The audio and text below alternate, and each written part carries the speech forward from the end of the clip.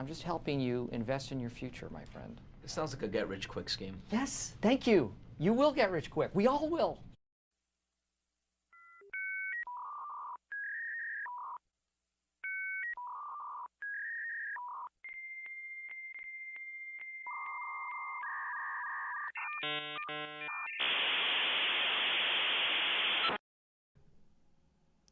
Hello, friends. Okay, I'm late because I re-uploaded the intro so it would be accurate, and it wasn't accurate, and now I'm really frustrated. So let me just pull this up on the screen for a second because I want to give a shout out to my channel VIP members. And now you guys are going to see all my dirty laundry. So just give me a second. You'd think I'd be more prepared, but when am I ever? So I need number 43. Here we go. Here we go. Here we go. This is what I want to show you. Can you see that? Can you see that on the screen? You can't even see what I'm showing you. Perfect. I love this for me. Let me figure out my life, okay? Hold on one second. How's everybody doing? Let me know in the chat. Hopefully your day is going better than this stream so far. I love to see it. Okay, what if I upload this as like its own thing? No, that didn't work. You'd think I would know what I'm doing by now, but I don't know anything. There we go. Can you see that? This is what I wanted to show you. Shout out to my channel VIP members. The one in the intro has not been updated yet, so we're working on it. Now I don't know how to get rid of this, so that's really great. What if I click delete? Delete. Okay, we're back. Okay. Happy Monday, everyone. Welcome to the stream. Today, we are going to be discussing the Twin Flames universe. So if you've seen the documentary on Netflix, maybe you've seen the one on Amazon Prime. Excellent, excellent. Let me just adjust this. Okay. Whew, I'm stressed. Yeah, I watched the Netflix documentary about 2 weeks ago now, and I've been meaning to cover this, but, yeah, I just haven't gotten around to it yet. So I don't know why this is so zoomed in. I'm trying to figure out the camera right now. Also, like, why is this comment from last week still on the screen? I don't know what's happening. Guys, I'm trying my best. Awesome. Okay, Lori says she doesn't watch Netflix. So I'm excited for you to be here then, because we're going to kind of go over everything. As you can see, I have some stuff pulled up on the screen here. We're going to talk about, you know, what the Twin Flames universe is. We're going to cover the article that came up in Vanity Fair, and all that kind of stuff. So stay tuned for that. Yeah, I haven't watched the Amazon Prime one yet. I plan on watching it maybe later this week, but I figured this would be a good way to get started. Here you go, buddy. I got you a snack. So Bubba's here. You can't see him, but he's here. And I'm excited to dive into this. So shameless self-promotion before we get started. I posted a video on Instagram Reels today. And those of you that follow me on Instagram might have been following this saga on my stories. But basically, I stitched this one creator. She didn't like my stitch, I guess, so she turned off the stitches on her video, which then deleted my video.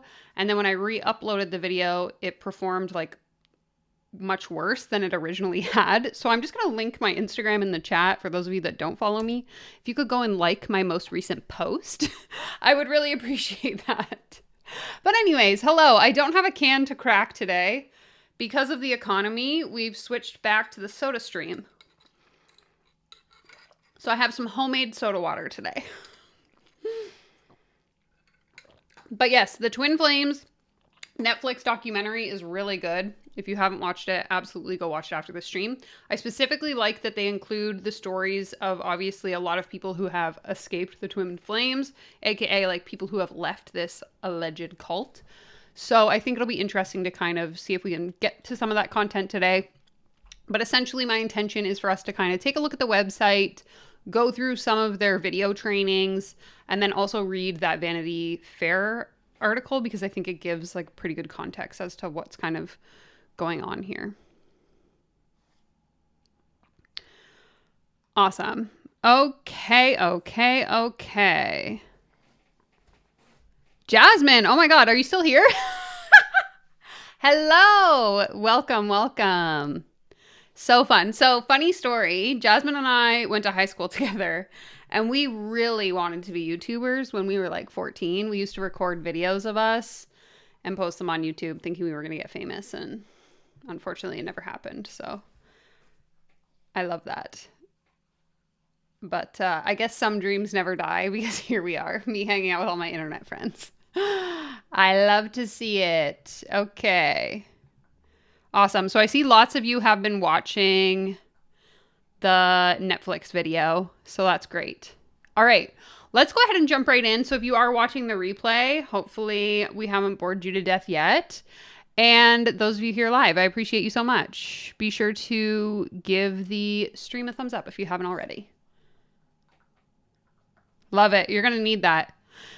Take a shot every time you hear the word twin flame. I'm just kidding. You'll be on the floor. Okay, so let's go ahead and get into it. So first up, if you're not familiar, maybe you haven't watched the documentary on Netflix, you don't really know what we're talking about. The Twin Flames universe is essentially a coaching program. So if you're new here, hi, hello, my name's Danielle. I talk a lot about the problematic behaviors inside the life and business coaching industry. And so I thought this was really complementary to a lot of the content I've already covered here on my channel, just because it focuses specifically on like relationship coaching. So if you haven't actually seen it, I did a video, one of my interview videos. So if you go to the playlists on my channel and you go to like the scam coaching interviews, there was an individual I did an interview with who was scammed by a relationship coach. Now, she wasn't scammed by the Twin Flames universe specifically, but I think that in itself gives you a pretty good idea as to what kind of, oh, Sina, welcome. Sorry. Thank you so much for joining the membership. I appreciate you.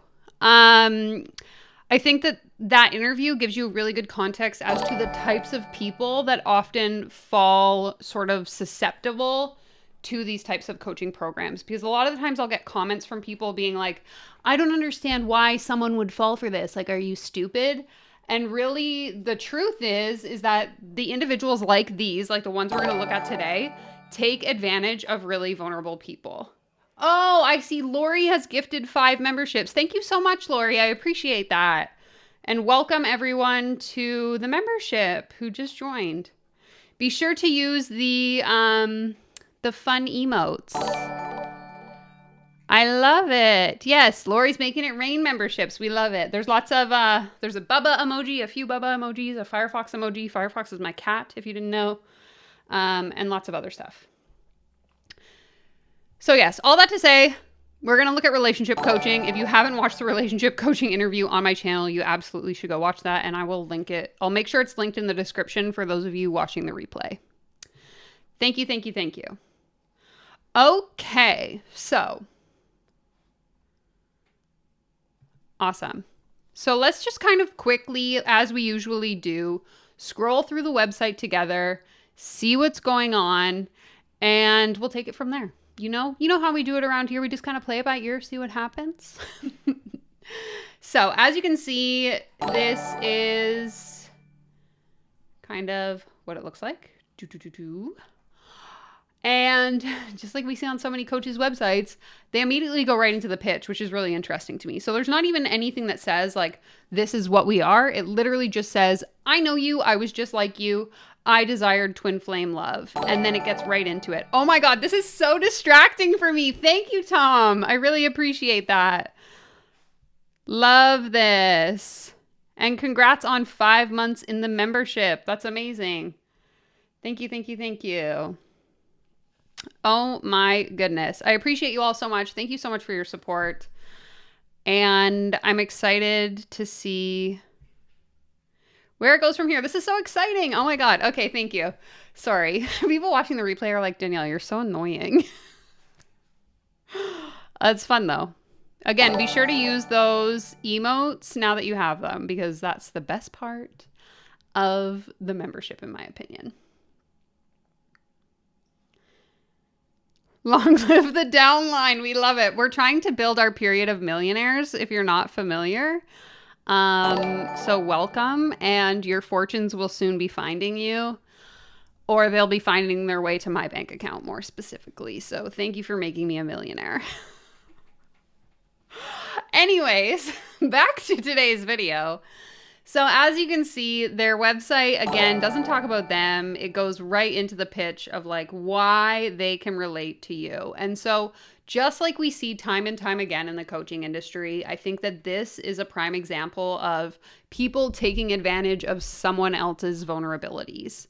So you can see here, it says, I remember what it was like feeling incomplete without my man. My life felt like it was on hold waiting for him. When everything I did was just to find him and be with him, I felt lost, lonely, I ached for completion, struggled to keep the light of hope alive in my heart. But I decided to keep going because I knew that there was something deeper in my heart calling me. I decided to answer the call of love. This love has changed me fundamentally on a level so deep it's transcendental. Transcendental. What does that even mean? Is that a real word? Somebody let me know. Is it a very real experience of life? A life lived in love, in harmonious union with my twin flame? I don't look up at the stars longing for someone to share with them anymore because I am complete in my love with him, my perfect person. Now I dedicate my life to helping others achieve what I have achieved, and you know what? It's working. Really well, in fact, and I'm not the only one anymore who has this love. All that to say, that was a massive word salad, and I don't even know what point she's trying to make right here. Exactly. Shadow has said it all. Word salad, word salad. Like, does this actually make any sense? Yes. Lindsay, that's what I was thinking too. When she kept saying him, I was like, wait, is she talking about her partner or is she talking about Jesus? I'm confused. Okay, thank you, Rosie. Transcendental means to transcend. Learn something new every day. Okay, so you can have your love like this too. I used to suffer from separation, but now all my pain has been resolved. Again, targeting those very vulnerable people who are feeling lonely, people who are feeling like they can't find love, basically offering them this magic solution because I figured it out. Now I can give you the secret to help you figure it out too. My heart is happy. It's hard to describe when you're finally with your other half, which is the other half of who you are. It's like finally both your lungs are functioning. You're experiencing both hemispheres of your brain. Finally, you really feel your life move in a different balance and way that brings so much joy and life to it. Divine romance is real. I'm not reading all of this just because, like, who builds a website like this? This looks like a blog post. Like, I can't imagine having the homepage of my website just being walls and walls of text. But again, if I'm in a vulnerable position, desperate to find a solution, I'm going to read through all of this. Exactly. There's a whole novel on the homepage. I would be reading through this because I'm desperate to find someone who can relate to what I'm saying, right? So, painful. So if I click free to begin, okay, so they have a free course that they'll give you, and I signed up for it today, but unfortunately when you sign up, they tell you that the first module is going to come tomorrow, and I only signed up this morning. So I'll show you quickly what that looked like. So welcome to the free Twin Flame Ascension Introductory course. Again, my fake name, Jane. Congratulations on signing up for our Twin Flame Ascension Introductory course. Thank you for trusting us to help you. We understand and take very seriously how sacred your twin flame union is for you. We hope you feel safe enough to relax now into the teaching we are about to provide. Take a deep breath and relax completely. As you let it all go, we may begin.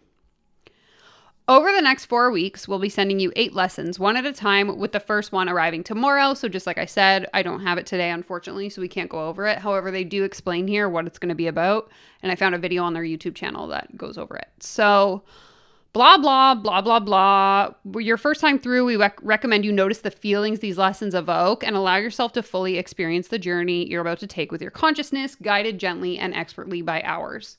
So tomorrow, your first lesson comes. The best thing you can do is prepare yourself and read through and learn the mirror exercise.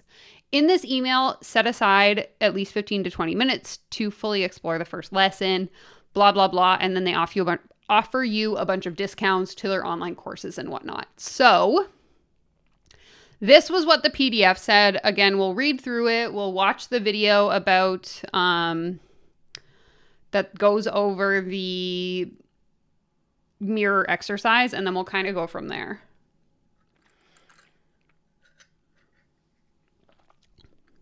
Yeah, the webpage is definitely giving 2015 or even like earlier 2000s vibes. Like it's very, very not attractive to like look at. Like I don't think I would read that and be like, wow, I'm excited. So this course is actually free for those of you asking how much it costs. This is their like opt-in or like free introduction. So if you come across their website, you think what they're saying sounds really good, you can take this course to figure out if like their coaching is going to be a right fit for you. And I assume once you complete the like 8 modules or whatever they said it was, it'll funnel you into their paid coaching.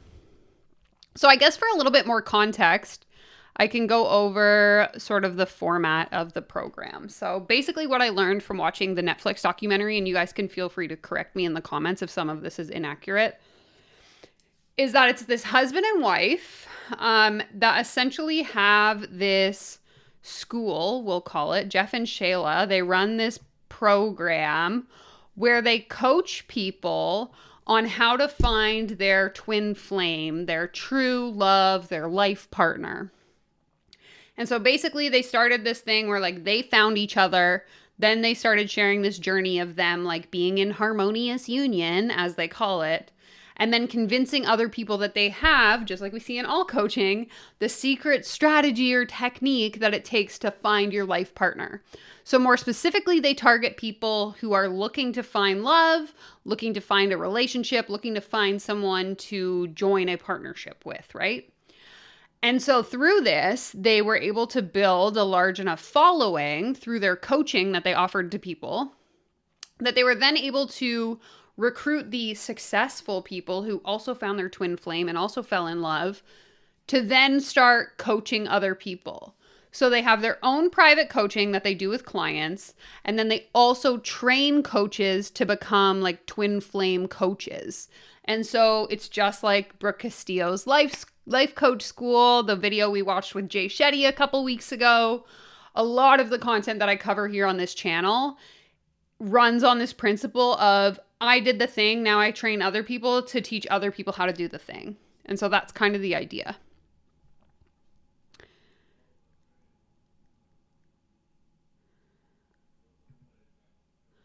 Okay, the interview that the lady who wrote the Vanity Fair article with the cult leader is on YouTube. It's about 20 minutes. Want me to link it?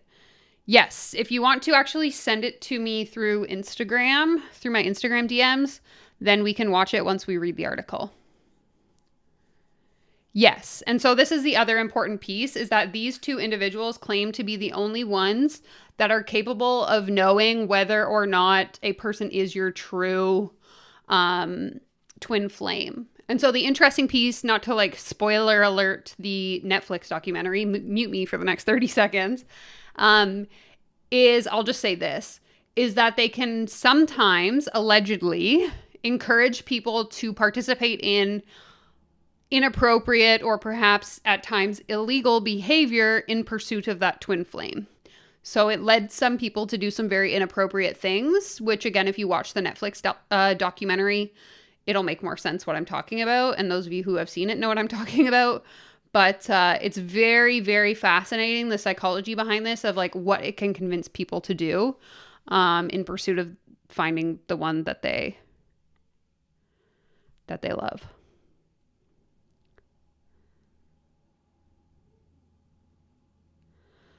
Imagine if they did actually find a twin flame. So this is the thing too, actually, this is interesting. Again, if you watch the Netflix documentary, they cover people who like were in a very heated, intimate relationship to begin, and they truly thought they had found their twin flame, only to then later, like it kind of fizzled out and they realized like, whoa, this person is not the right match for me.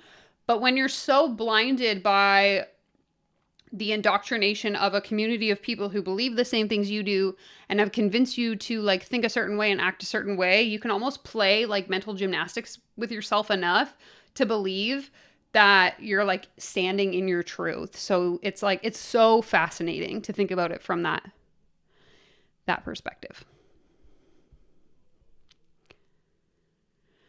Okay. Anyways, back to, now that we kind of cleared that up, I realized I didn't really explain who they were. We'll go through the mirror exercise and then we'll get into some of the content in the Vanity Fair article. So again, this is like their free course that they send to you to try and recruit you into their program. It talks a bit about this mirror exercise, which again, we'll watch the video on their YouTube channel that explains it better than I can. And essentially, it's a way of like, I don't even know how to explain it. It's a technique that they teach to help you like deal with other people. And in my opinion, it's basically just a way to like gaslight yourself into letting people treat you however they want to. So here's the example.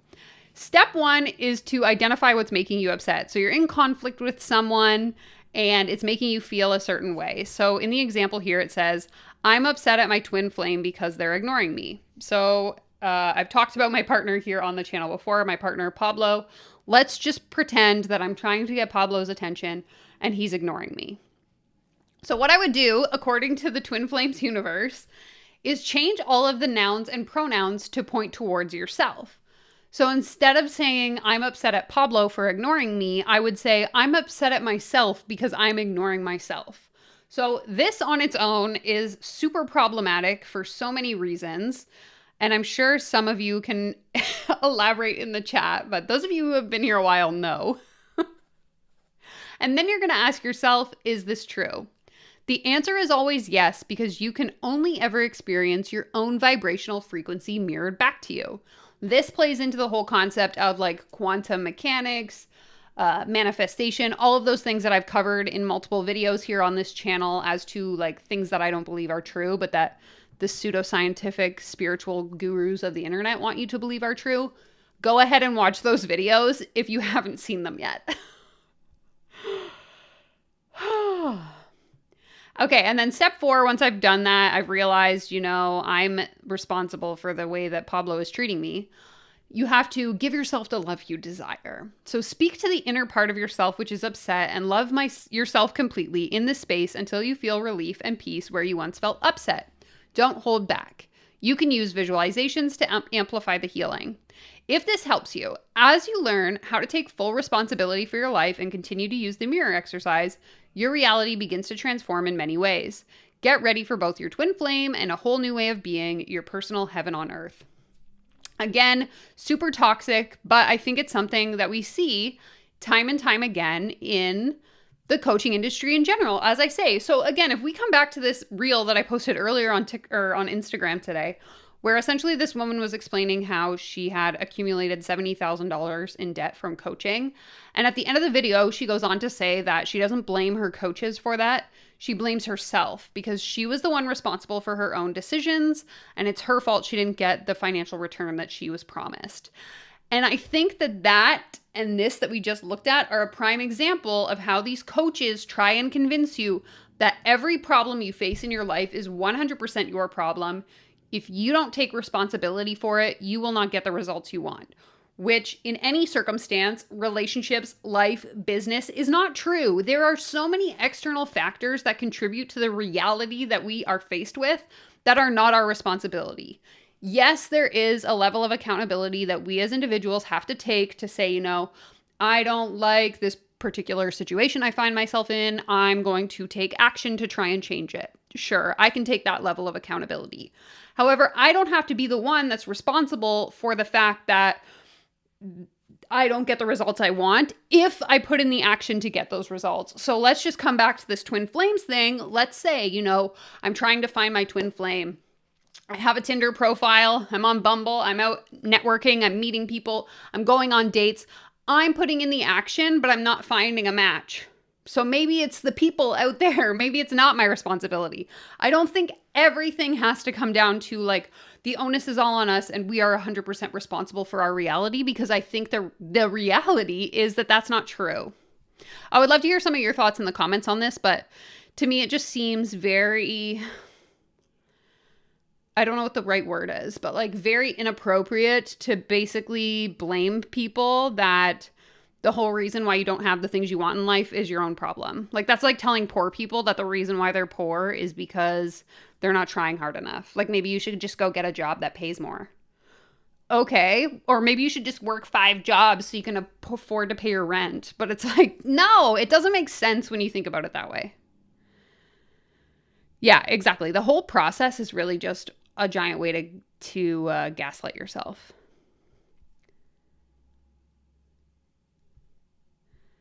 Yeah. Step 2 is everything is always your fault no matter what. It doesn't make any sense.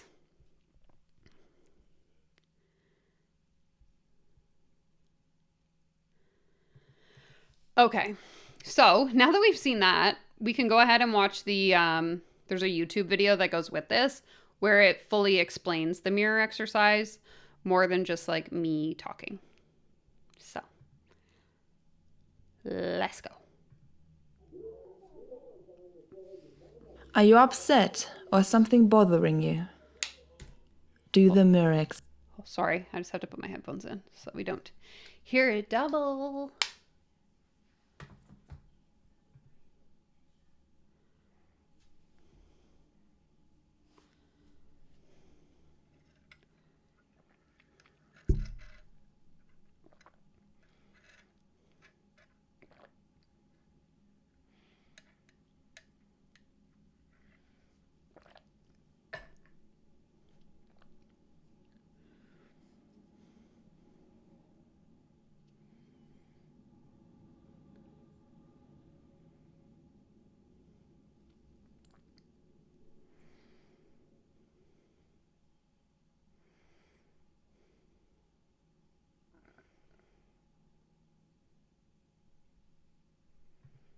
Oh, you can't hear it. Perfect. I'm just sitting here watching a video by myself.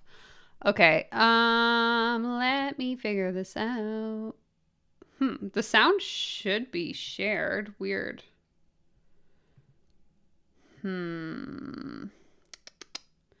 Please hold while I troubleshoot as per usual. Okay, what if I open it in a separate window?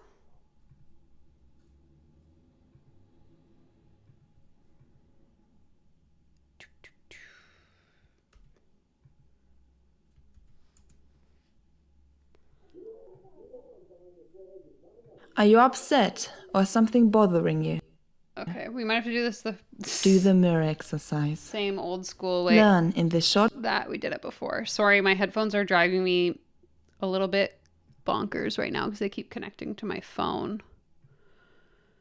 Okay. Let's see if I figured it out. Can you guys hear this now?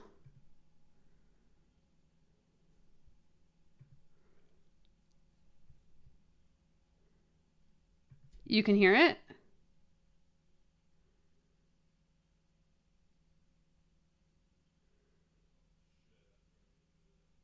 I'm like waiting. I don't know what's happening. No. Okay.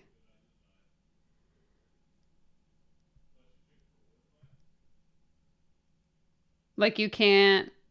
No. I don't know why it's doing that. I always wear my headphones and it's usually not an issue.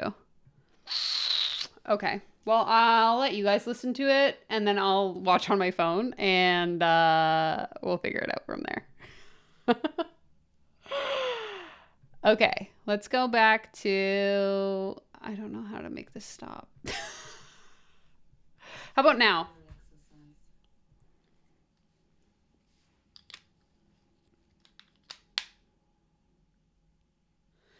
Let me know if you can hear it.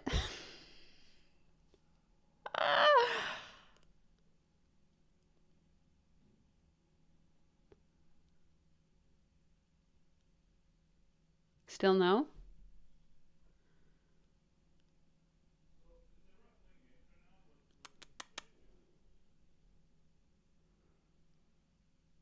Okay, it's still no. I don't freaking know what's happening. I don't know why it's not working. Okay, okay, I'll try it again.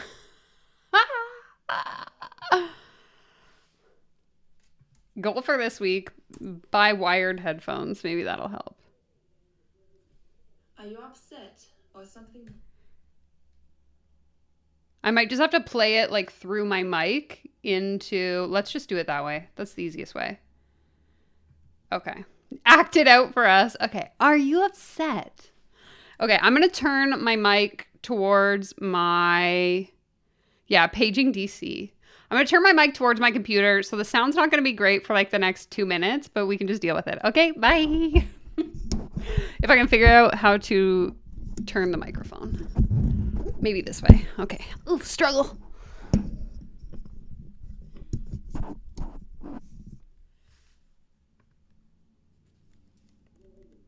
Are you upset or something bothering you? Do the mirror exercise.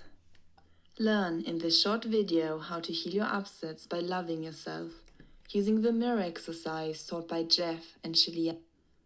It teaches you how to love yourself from within and take your power back from anything outside of you that is making you unhappy. In this example, we see how Susie heals herself from feeling rejected. Step 1. Identify the upset. I am upset at Bob because he is rejecting me. Step 2. Change all of the nouns and pronouns to point to yourself. I am upset at myself because I am rejecting myself. Step 3. Is this true?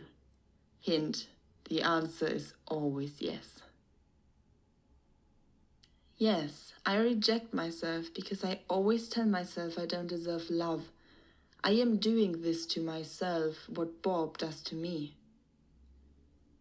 Step 4. Give yourself the love that you need. Go within to meet that part of you who feels upset. Ask what it needs to feel loved and give it until that part is satisfied, and let that part melt back into you. I see my inner child. She just needs a nice warm blanket and a loving hug. I feel she's becoming one with me. How do you feel now? I feel completely loved and accepted. After you have completed the mirror exercise, the same situation either stops happening or it's simply not upsetting you anymore. The more you use this tool, the more you find that you have the power to transform your life. To find the more in-depth description of the mirror exercise by Jeff and Shelia Yan, you can read their book Twin Flames.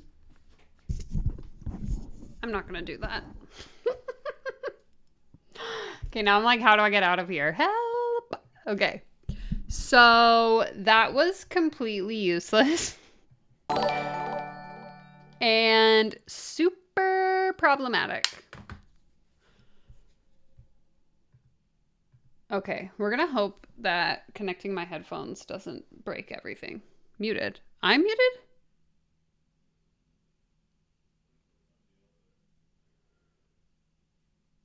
Am I muted? Oh my god. No, it's showing my mic is on. Ah! I think you're right. Try the mirroring exercise. I think I need to manifest better sound equipment.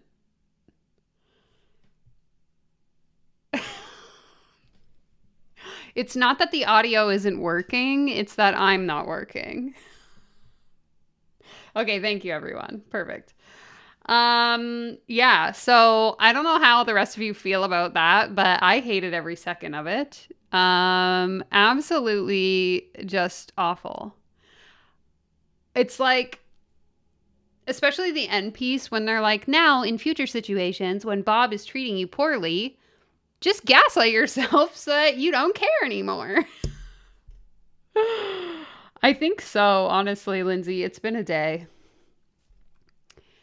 I woke up this morning with a brutal headache. Then I had to go to the dentist, which if you have followed me on Instagram for any amount of time, you should know by now that I absolutely despise the dentist.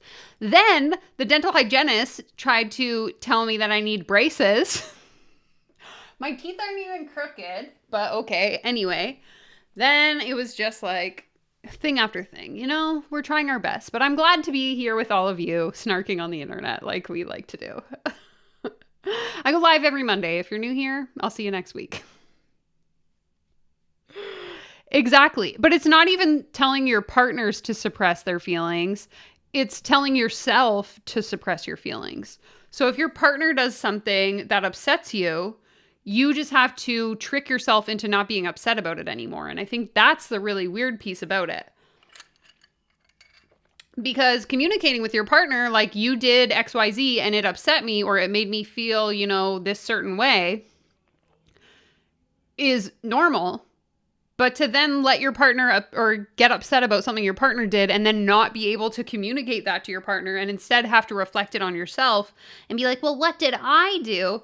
Like, that is so toxic. It's like being in an emotionally manipulative relationship in which you feel like you're to blame. So like your partner yells at you and you're like, you internalize that as like, oh, it must have been something I did. It must have been my fault. Like, this is just encouraging that kind of behavior, in my opinion. So freaking brutal. Yeah, exactly. So what Sina said here, if he treats you bad, then you are actually not treating yourself good enough. That's what it's teaching you to believe. I think the inner child work comes into play because they're basically saying that the reason why you feel that way, and someone can correct me if I'm interpreting this incorrectly, but it's like the reason why you feel that certain way is because part of your inner child has like a wound around that thing. So let's just pretend, again, we'll come back to this example of like Bob is ignoring me.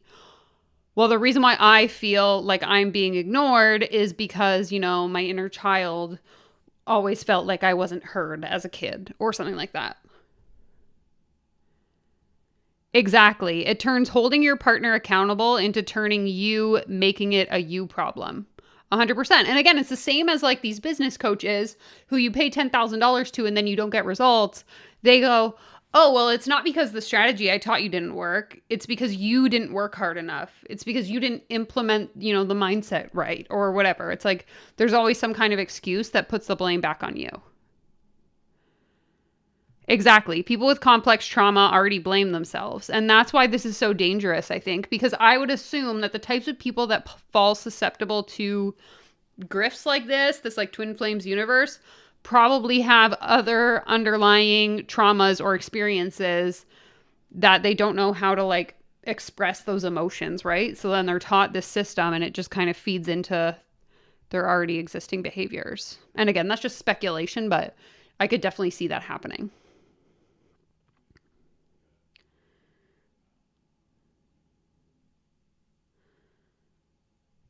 Exactly. Same in MLMs. You just need to work harder. Oh, you didn't get the results you want? Oh, you haven't found your life partner? That's a you problem. So awful. Okay. Let's go ahead and read through the Vanity Fair article.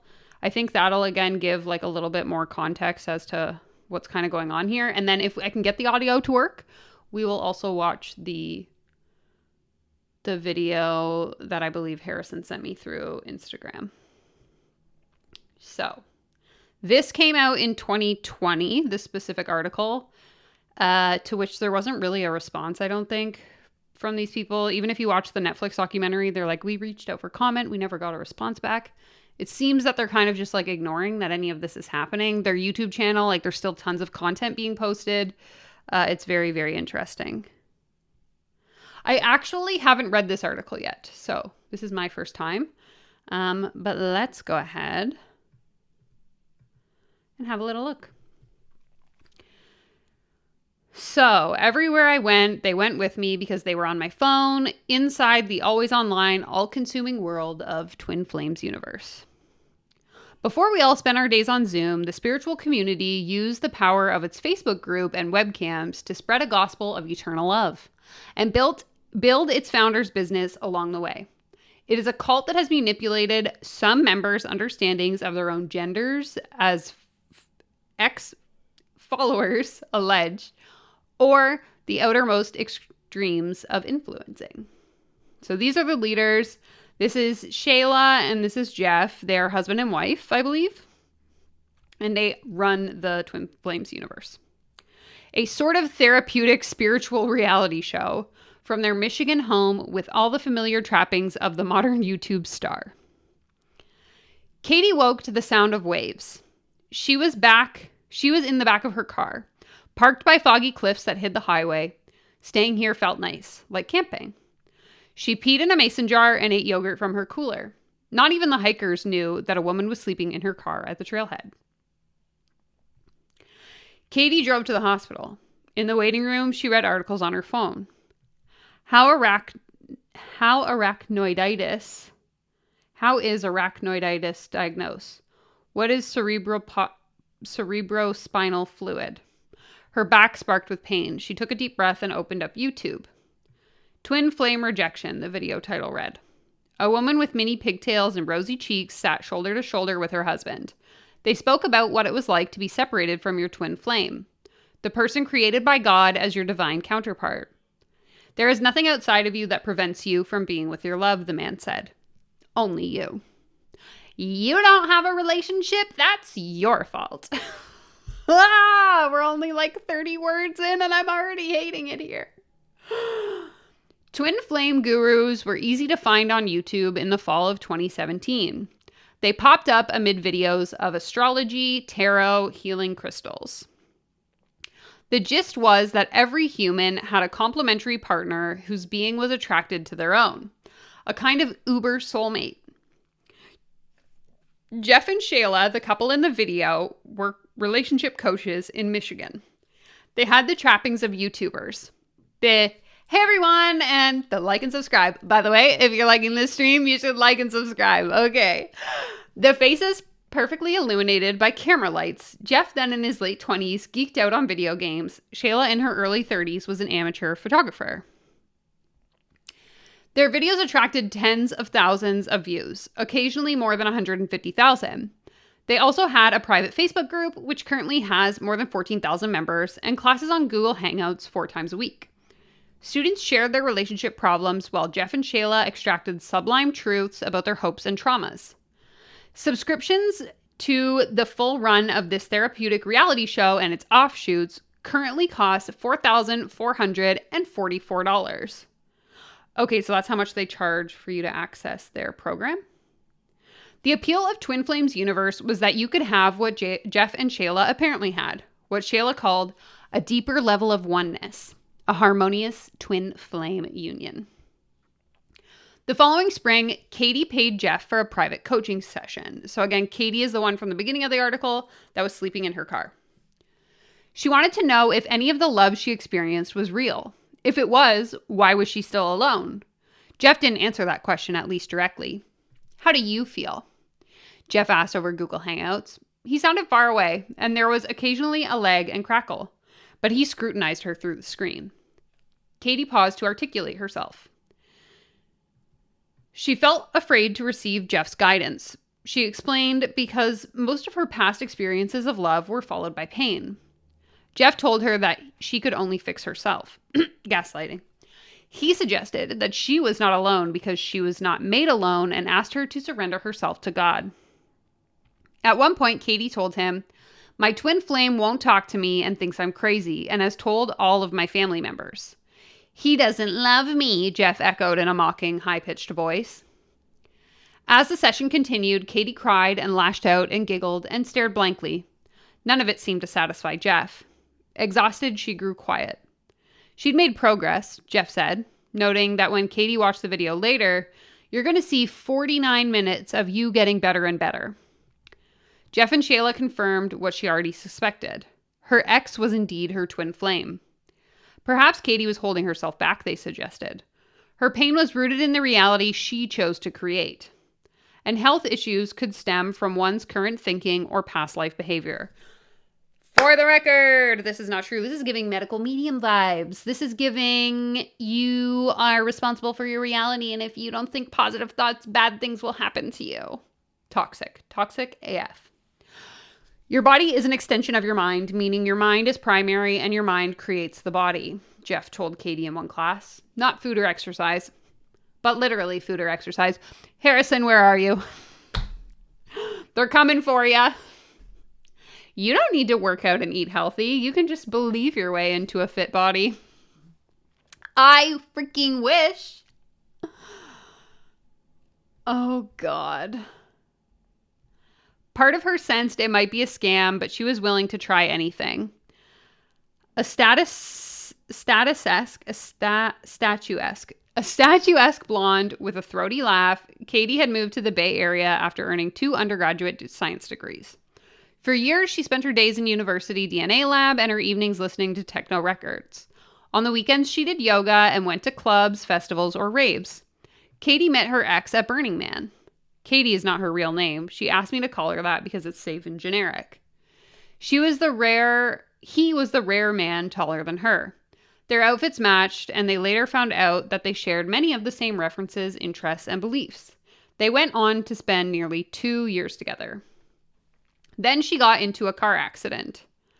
Followed by medical leave, disability, surgeries, and pain, they broke up. After her 3rd spine operation, she was struggling to walk normally. She briefly left the Bay Area, then a flare-up from her spinal cord sent her back. She lived out of her storage unit and car. A new apartment proved evasive, as did old friends. The energy healer Katie saw couldn't tell her what was wrong. Neither could any of the dozens of doctors or therapists. According to testimonials in the Facebook group, Twin Flames University yielded perks beyond romance. Students shared stories of miraculous transformations. Some made money, found new careers, healed their depression. They did it without visiting Jeff and Shayla in person. These were miracles that could be accessed from the comfort of your own computer chair, or in Katie's case, a coffee shop. To see results, Katie needed to commit. Some followers went to great ends. They moved cities and countries to be near their twin flames that Jeff and Shayla, I'm just going to call them Jayla from now on. Others spent years waiting to magnetically attract exes. Why would you want to get with your ex? I'm sorry. I'm reading this. I'm laughing. I'm thinking like, if Jayla ever told me that my ex was my twin flame, any of my exes, I would be like, immediate red flag. Absolutely not. I would say in most cases, exes are exes for a reason, okay? That's all I got to say about that.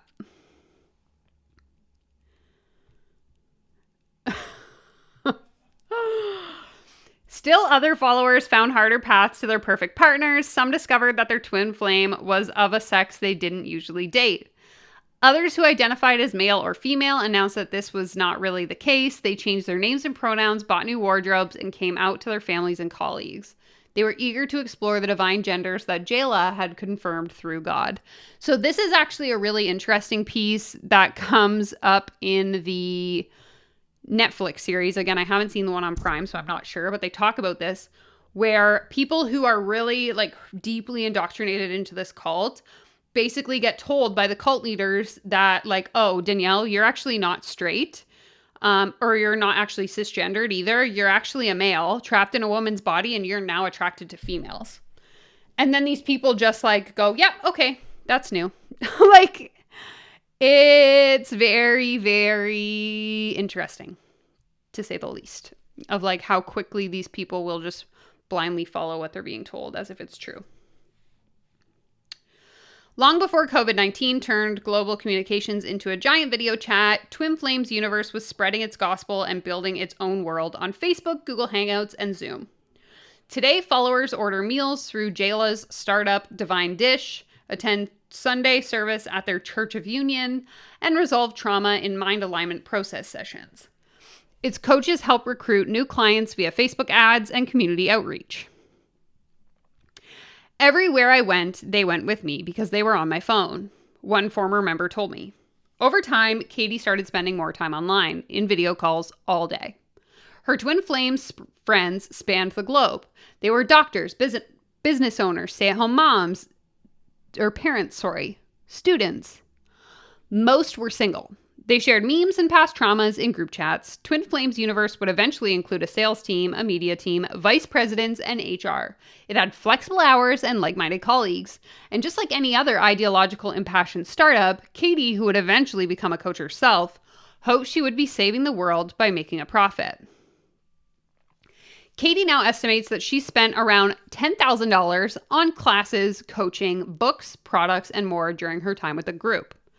God has sent this to you for a very specific person, began the spreadsheet where Katie and other coaches kept track of potential clients. Your one and only job here is to communicate with them that they have finally found what it is they've always been searching for.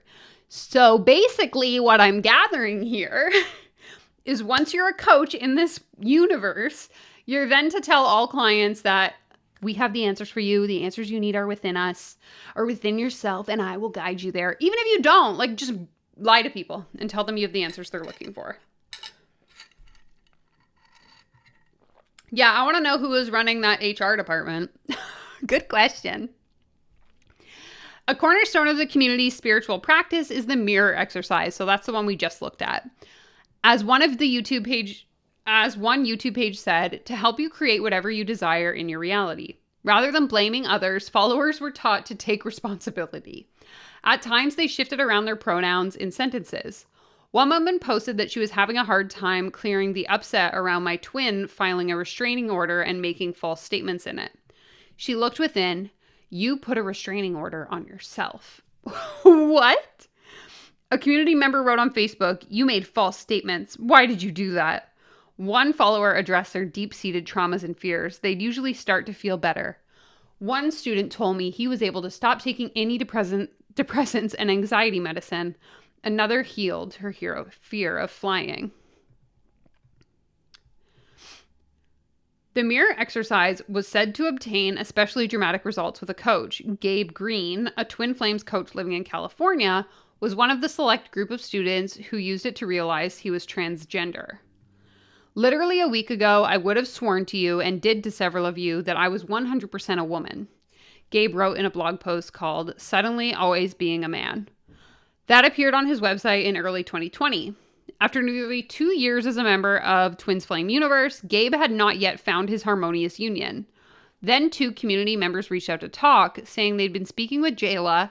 They had an important question for Gabe. In your sex life, do you like to give or receive? They asked only that Gabe consider the question, but he immediately knew it was a pathway to explore. What in the twisty twist is happening here right now? Oh, God. Lisa, welcome. Buckle up because you're just jumping right into a disaster. In a subsequent session with his coaches, Gabe allowed himself to admit he might have a block around his gender. His coaches took him through a meditation and prompted him to feel his way into each gender role, asking, "How are you feeling?" The longer it went, the more his answers seemed to change until he couldn't help but see it. He was a divine masculine. I was guided perfectly through pointed logical questions and meditation to truth. As soon as I chose to surrender and claim that energy, there was an immediate shift. I felt more peace and calm than I had in my entire life. One of Gabe's coaches revealed that they had channeled his twin flame. A fellow community member and friend, Brianna Manalo, I also felt this to be true, Gabe wrote, adding that it was confirmed by Jayla, who are straight and cisgender. When Gabe called Brianna to deliver the news, she fought hard at first. She was straight and so attached to my dreams of the man she had longed to believe to be her twin flame. But the next day she realized those reservations were mere blocks to the divine. 3 days after Gabe's call, Brianna flew to California on a one-way ticket to see him. Within a few months, Gabe had changed his names and pronouns, cut his hair, and come out to his mother as trans. On Facebook, members congratulated the new couple and thanked their gurus. Okay, what did I just read? So Gabe became a man and then... Oh, okay, sorry. So Jayla channeled the twin flame Brianna. And then they told Brianna Gabe's now a guy. And then they fell in love. Am I interpreting this correctly? This is so backwards. Yeah, this is the part I'm really confused. Because it was basically like, okay, you're actually like a male now. And the guy was like, okay. And then it was fine? Like, what?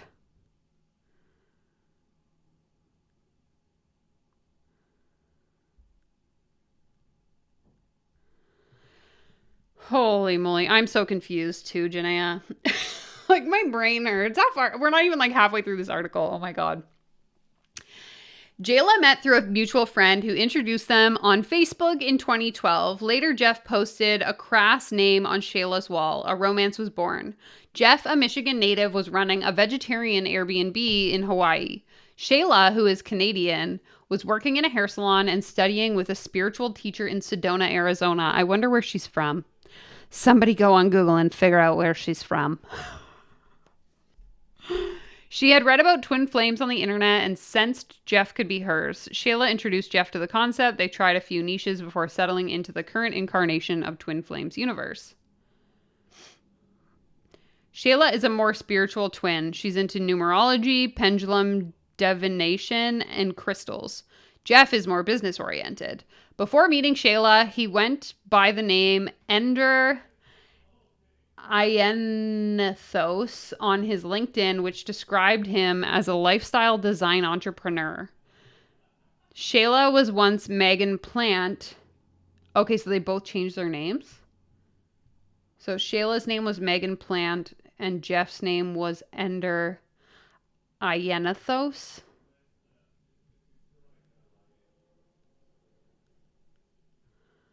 Wow. Interesting. I first interviewed the couple over Zoom. They sat side by side in Aaron chairs. What are Aaron chairs? So many things I just don't understand. I'd watched almost 50 hours of their content and poured over the private Facebook forum. In addition to their own YouTube videos and free spin-off videos from their coaching, there are at least 600 hours of class videos for purchase.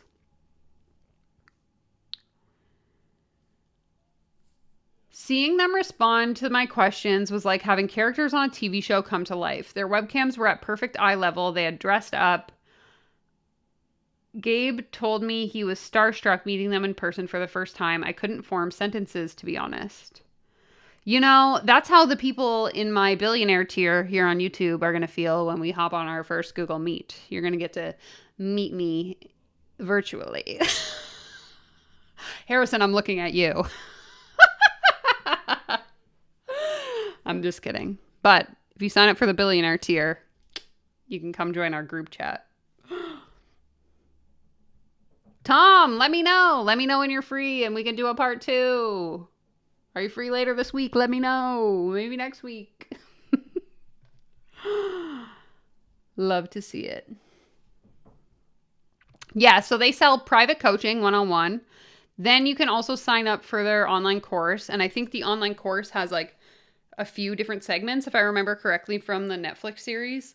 So you do like level 1, level 2, level 3. And then once you finish the courses and you're like getting your one-on-one coaching, you can also then sign up to become like a certified coach. So then you go through like that course as well, or like coaching program to become a coach. And then you can start coaching like other members of the program or the whatever you want to call it, the group. I believe that's how it works. Can you imagine if he's just manipulating his wife? I don't think so, though, because it sounds like she's the one that brought it up. I think they're both like a little loopy. Yeah, we're all getting rich over here, so click that join button down below. Okay, while the idea of a soul counterpart is old, the first historical mention of the phrase twin flame I could find was in 1886. There's no soul on this earth that is complete alone, said a character in the British author Marie Corelli's best-selling novel, A Romance of Two Worlds, which helped stoke interest in reincarnation in Victoria, England. As the notion of a soulmate gained mainstream currency in the 20th century, twin flames continued to percolate on the fringes. Guy and Edna Ballard, the founders of I Am activity, begun in 1930s, called themselves by the related term twin rays. The couple traveled around the country hosting gatherings as so-called messengers of the ascended masters. Decades later, one of the Ballards' followers, Elizabeth Clare Prophet, wrote a series of books that explored the nature of twin flames, although she was most famous for encouraging her followers to stockpile weapons for the nuclear Armageddon. Okay. The Ballards taught that you can create a more positive reality by focusing on the positive within. In recent years, an industry has grown around the law of attraction, the power of manifestation, which have been promoted by everyone from international speakers like Tony Robbins to the Nexium sex cult to corporations like Amway, borrowing from Christianity, the occult. Eastern philosophy, and up by your bootstraps capitalism. Twin Flames Universe is a business as much as a belief system. Hold up here while I go ahead and find my video all about manifestation. I'm going to share this in the chat for those of you that are new here. Actually, this is a good one too. For those of you who are new here, you haven't watched much of my content, this is a good one to start with. This is my take on why this whole like manifestation quantum mechanics thing is BS. So I just thought I'd pop that in there. Yeah, you could also take out a loan, put a lien on any assets that you have, open a credit card, get a line of credit, sell your TV. Any of those options are really great. If you want to join my membership but you can't afford it, just go into debt. That's the answer. Just kidding. Please don't do any of that, people.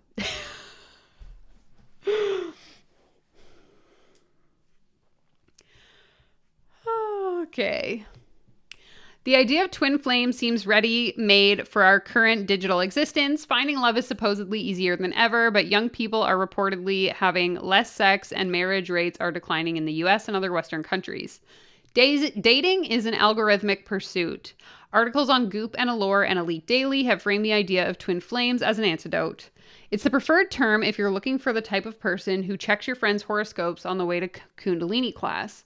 Princess Martha Louise of Norway has called the shaman Durek Verrett her twin flame. Megan Fox has said the same about rapper Machine Gun Kelly. Ryan Gosling filed a restraining order against a stalker who claimed to be his. And here we go. Once you realize that you can have sex at the push of a button, you want something better than that, Jeff told me. He says at least 80% of the people watching his and Shayla's YouTube videos are women. In a 2019 post to Facebook, Jayla marveled at how quickly their business had become profitable.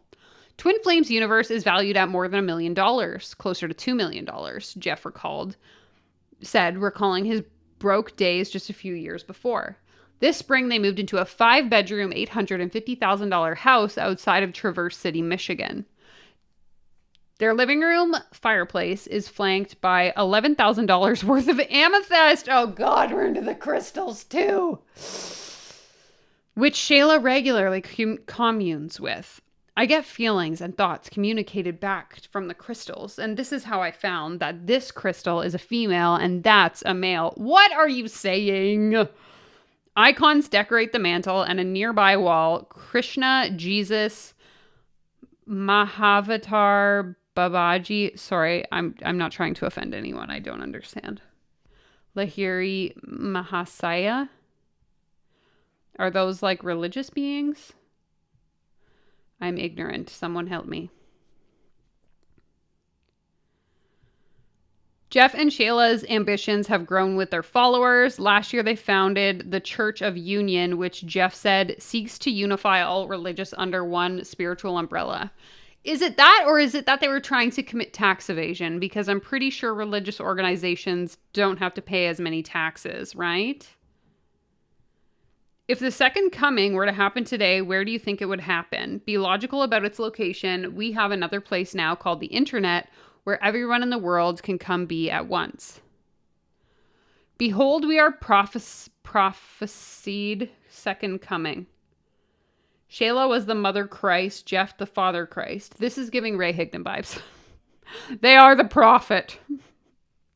Their yet-to-be-conceived daughter, Grace, meanwhile, was the princess of all creation. Together, the trio was the Master Christ, eternal ruler of all creation by God's loving hand. When I asked Jeff about his declaration, he was reflective. Everyone is a perfect divine being, he suggested. He was the Master Christ. I'm the second coming. I'm what was prophesied. I'm probably saying that word wrong. I don't know. And I say that with humility. No, you don't.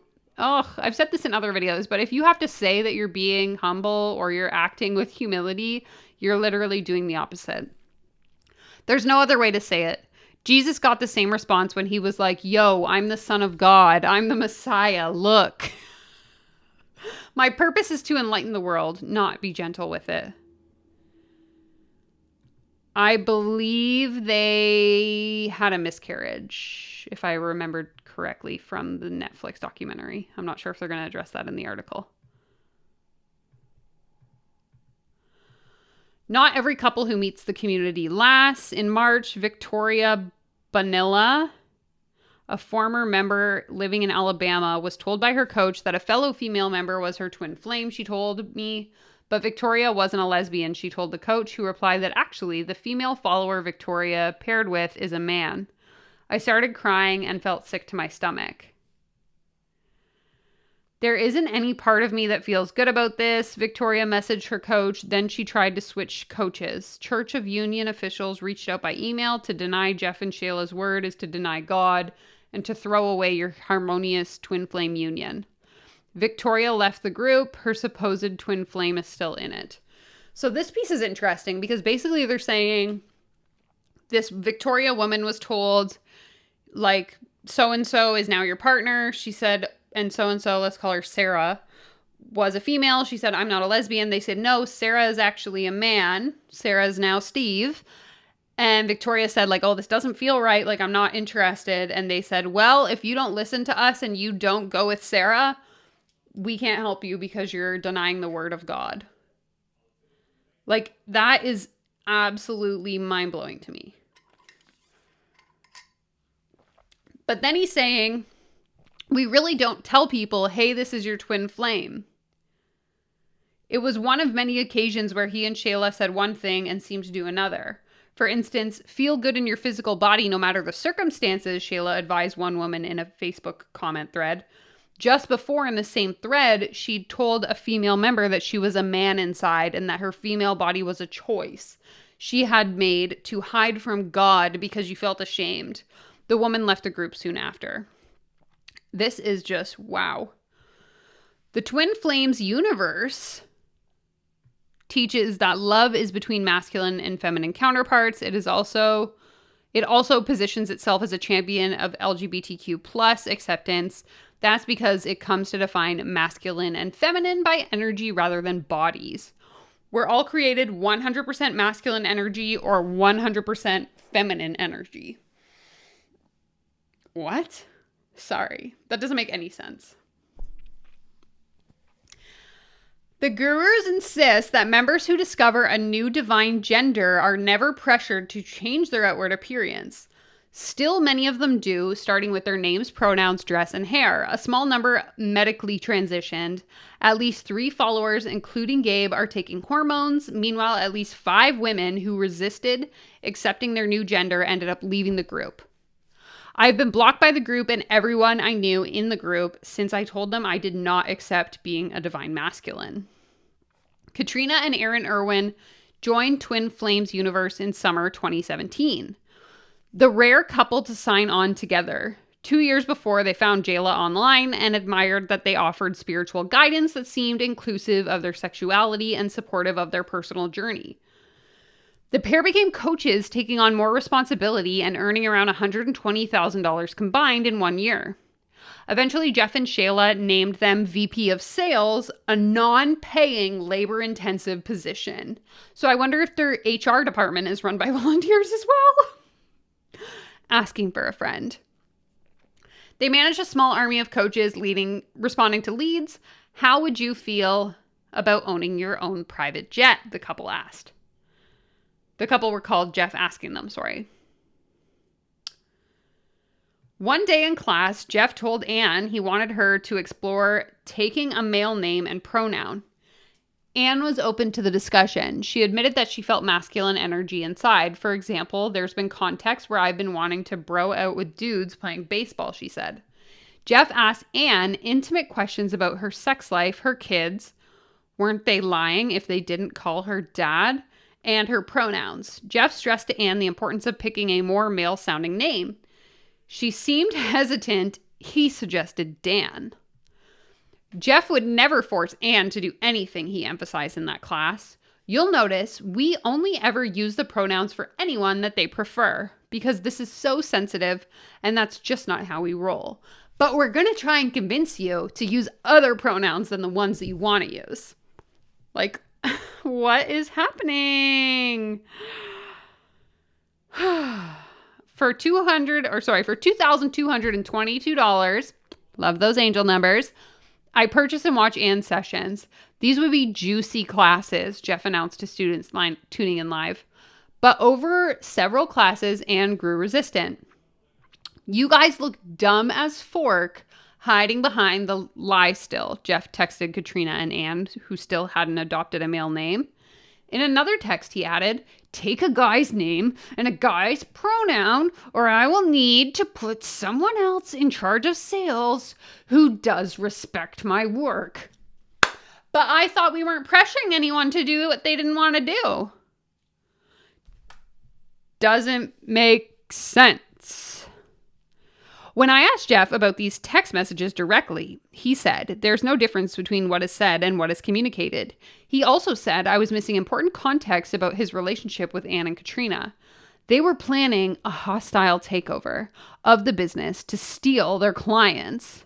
Okay, sure. They were megalomaniacs. They wanted power. We made no plans and no attempts to undermine their business in any capacity ever, said Katrina.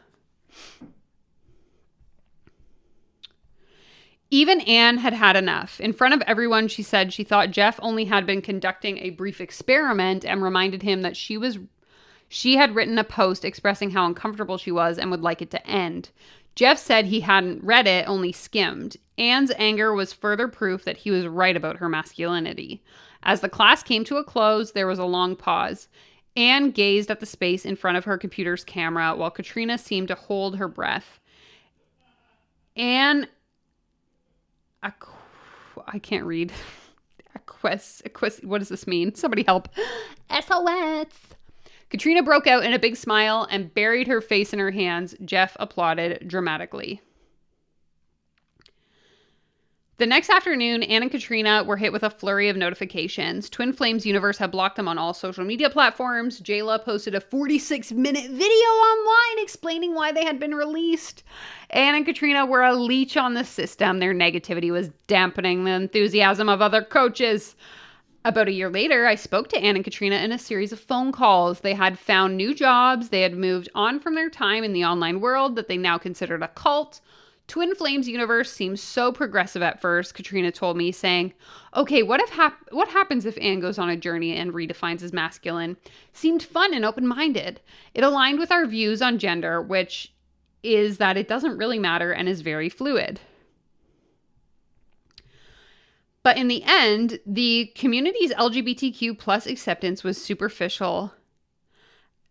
They suggested. They believe Jeff picks up on people threatening him as a way to test his power. Jayla disputed both these claims and reject the idea that they coerce people to change their genders. Jeff admits, however, that the videos with Anne make him look bad.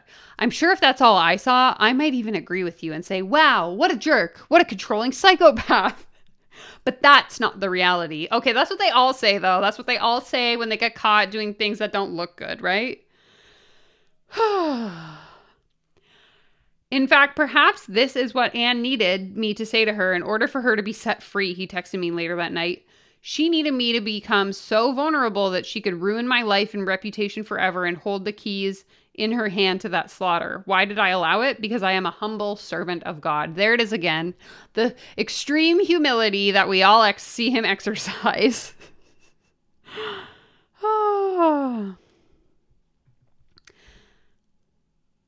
Welcome, welcome, welcome. Welcome to the stream if you're still here. We love a good procrastinator. Welcome to the party. Yeah, I'm confused. This article's a bit all over the place. But anyways, looks like we're like 2/3 of the way there. So grab your snacks if you need them. We'll keep going. The theory espoused by 10 of the ex-members I spoke to that Twin Flames universe is coercing vulnerable people who have never experienced gender dysphoria to transition sounds like a conservative fantasy, proof that an understanding of gender as a social construct can only lead to scary places. Over the past year, 24 bills were filed in 19 states that sought to make it a crime for doctors or parents to support transgender youth by providing medication or aiding other aspects of social transition. Some conservatives posit that to be trans is itself to be indoctrinated. Conservative commentator Naomi Schaefer-Riley recently compared the transgender movement to NXIVM. At the same time, conversion therapy, which typically tries to convince gay people they are straight or trans people that they are cis, is alive and well. In a recent survey of more than 27,000 transgender adults in the US, 14% of respondents said that they have been exposed to gender identity conversion efforts. The practice is associated with the psychological distress and suicide attempts. Twin Flames universe feels like bait for the anti-trans lobby. It's what might happen if excessive liberal progressives got drunk and had a baby with Christians, says Arcelia Francis, a former member of the group who already identified as trans when she joined.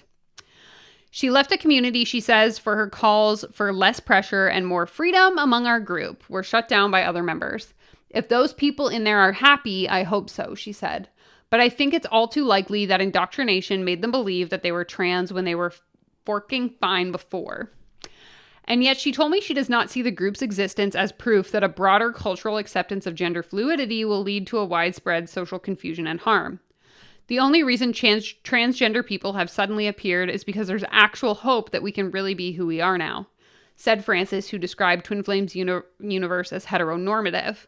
Asked about the assessment, Jeff said, in part, TFU's foundational principles are based in an exploration of fundamental spiritual law or base reality.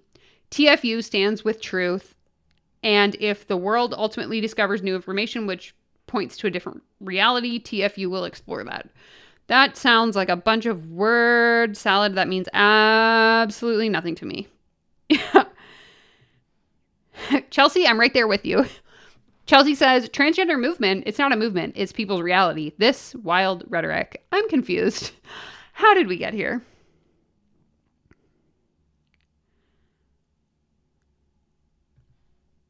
Love it, love it, love it.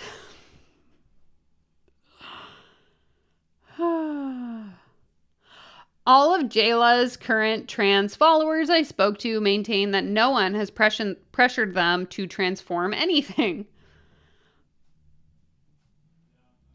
about their bodies or lives, just accepted them for who they are. It wasn't forced on me in any way, says Gabe. In retrospect, he said there were signs he was divine masculine that he had been trying to ignore before the questions arose.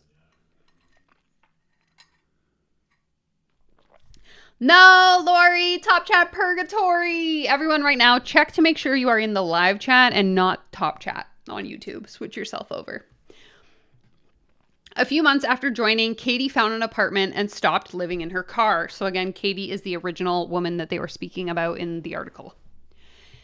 She started offering Twin Flames yoga and meditation and coaching classes as a way of building her own online business. Katie felt happier than she had in months.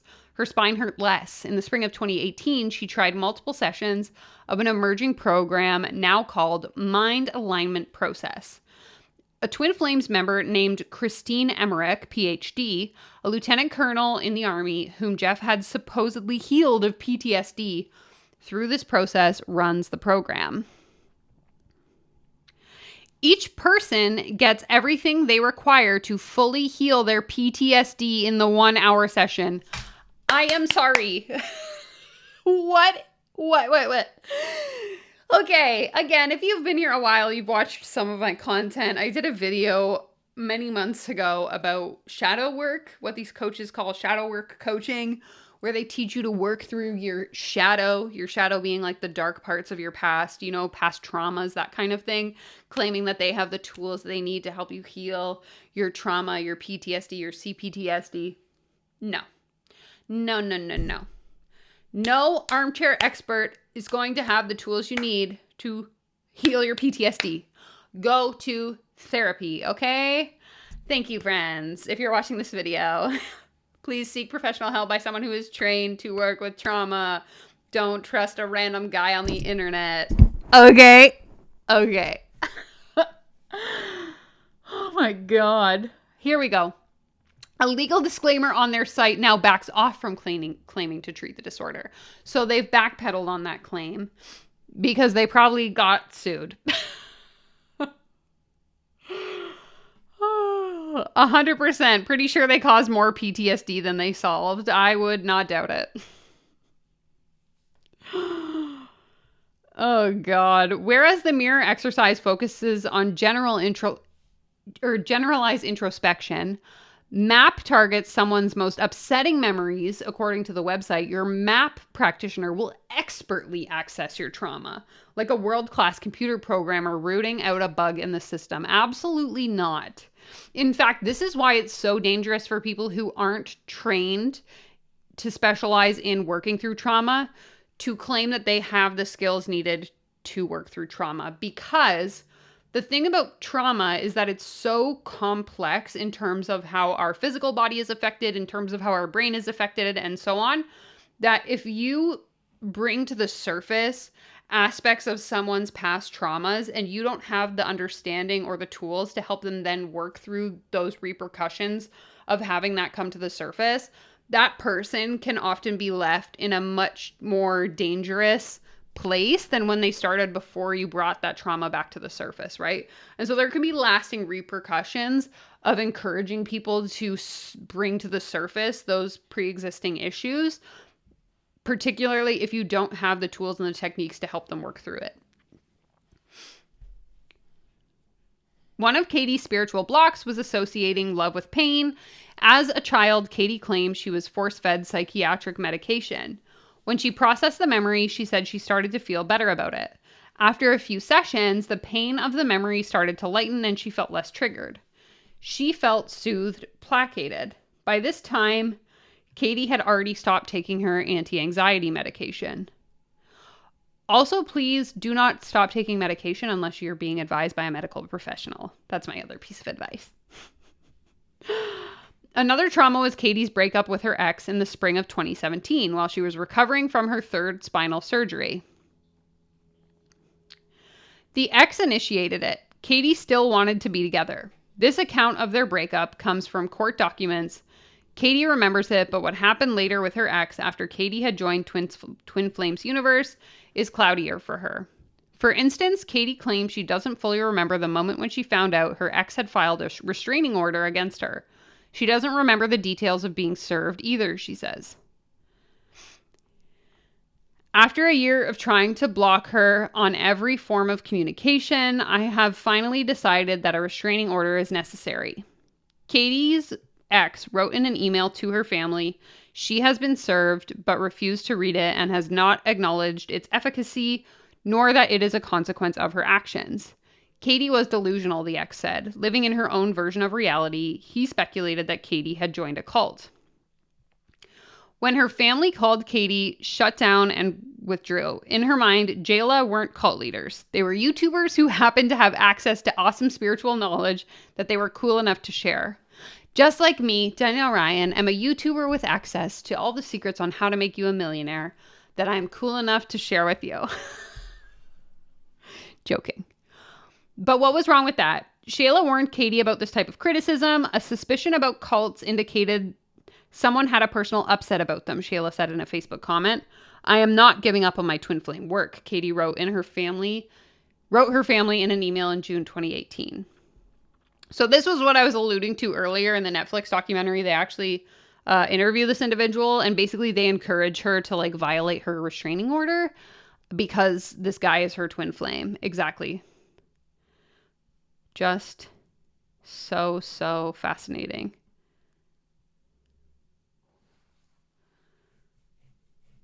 Sorry, I'm just catching up on your comments. Was he kicking Bubba? Bubba's dreaming. I heard him snoring. Was he flailing? Hi, sweetie. Hi, sweetie babies. You want a snack? I got one if you want it. I need to get a different color comforter. You can't really even see him because he's so dark. So funny.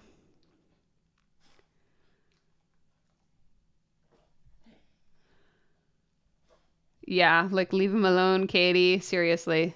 Danger zone. Katie was not the only person in the community to pursue a reluctant twin flame. He posted on Facebook his stalker had gone too far and he will call the police, wrote one woman in the Facebook forum in 2017, soon after Katie joined classes of her supposed twin flame. 2 weeks later, the woman was on a bus to another country and planning to relocate to be near him. Sounds like you're being guided to be closer and connected to your twin flame, Shayla chirped in her Facebook comments. God supports you on your next big step. Isn't it so funny how these people will blindly give the most dangerous advice simply because there's no recourse? Like if I tell you on this live stream, go and stalk the guy that has a restraining order against you, it's no skin off my back. I'm not going to go to jail for it. You are. So what do I care? Giving you reckless advice. That's like, it's the utter disregard for their like client's well-being that does not connect in my brain. Like, how can you act like this and have no regard for anyone else's well-being? Pretty disgusting. Jeff and Shayla disputed accusations that they promote harassment, and in Katie's case, they said they were explicitly telling her the opposite. I would like to see Katie's receipts. They said they told Katie not to pursue her twin and that she disobeyed them. Don't go out and run and chase, accept the reality of the boundary and work on healing herself in that place because the boundary was there for a reason. Well, then why are you saying God supports you on your next big step? Which story is it? How many times do they have to be caught saying one thing and then saying the opposite thing? That's what I want to know. Yeah, there is a dog here in the Bubba cam. You just can't really see him because he's very blended in. See, you can see his tiny little head. Hi, buddy. See? This is his floppy ear. Now he's giving me kisses. A big yawn. So cute.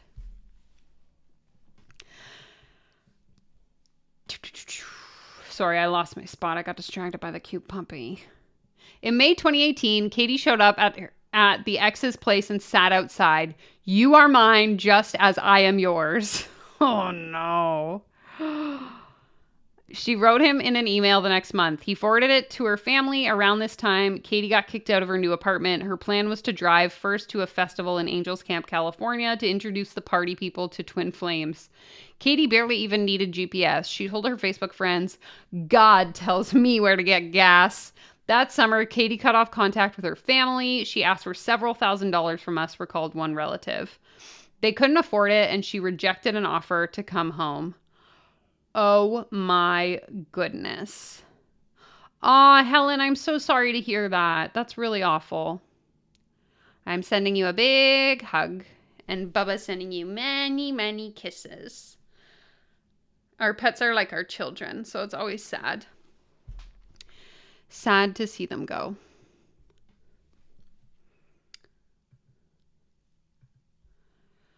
The year after she joined Twin Flames Universe, Katie turned 30. She decided to go dancing herself at one of her favorite bars. She said she went to leave and spotted her ex outside and they exchanged words. She went back inside and then the cops showed up.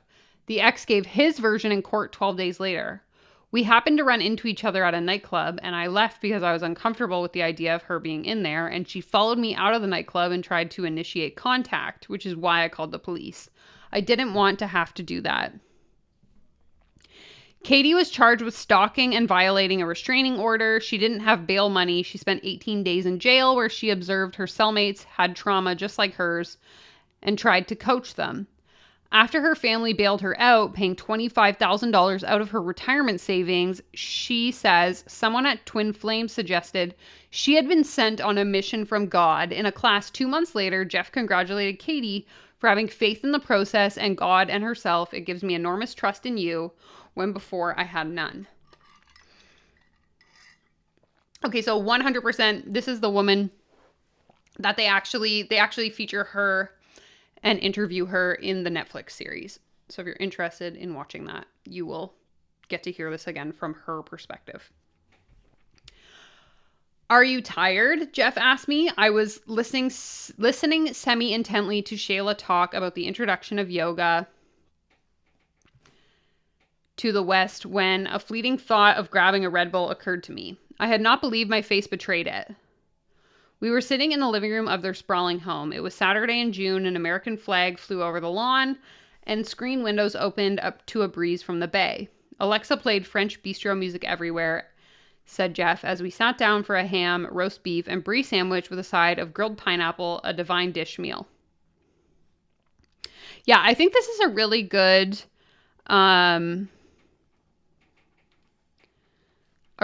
point to make. So this comment is saying, well, to be fair, she was heavily influenced by a cult.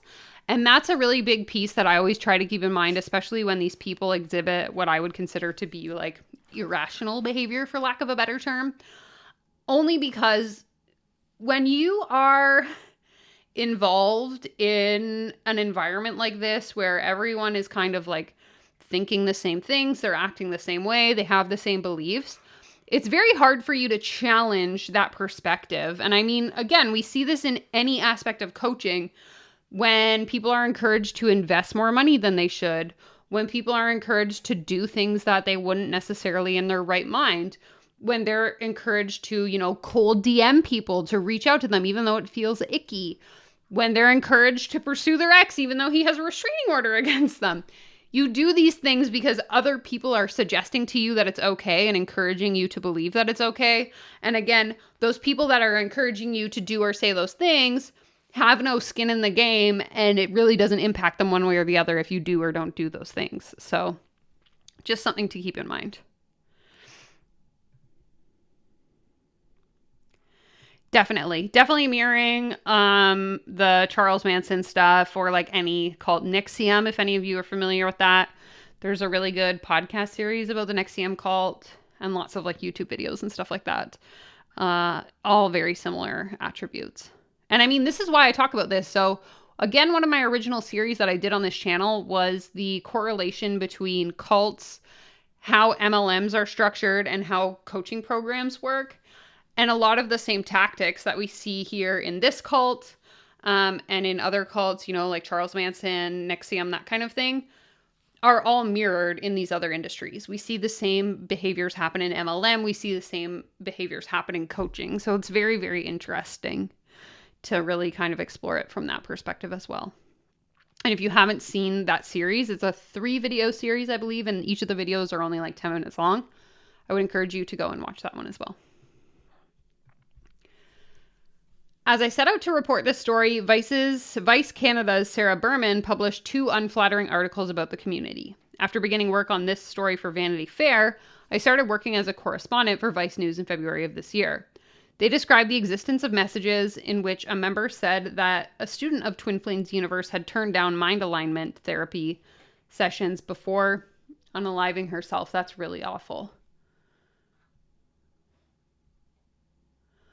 Okay, hold on. They described the existence of messages in which a member said that a student of Twin Flames University. Okay, so they're saying because she didn't do the mind alignment thing, that was why. Meanwhile, a community of ex-members whom Jeff called the haters were regularly posting on Reddit and YouTube. Jayla were eager to address the various controversies. This is so bad. The couple answered the door barefoot. Shayla suggested I pull a card from one of the oracle decks. Giving birth to heaven on earth is nothing more than outlasting evil's weak and meaningless grip over your reality, it read. Quoting a post from Jeff's Twitter feed.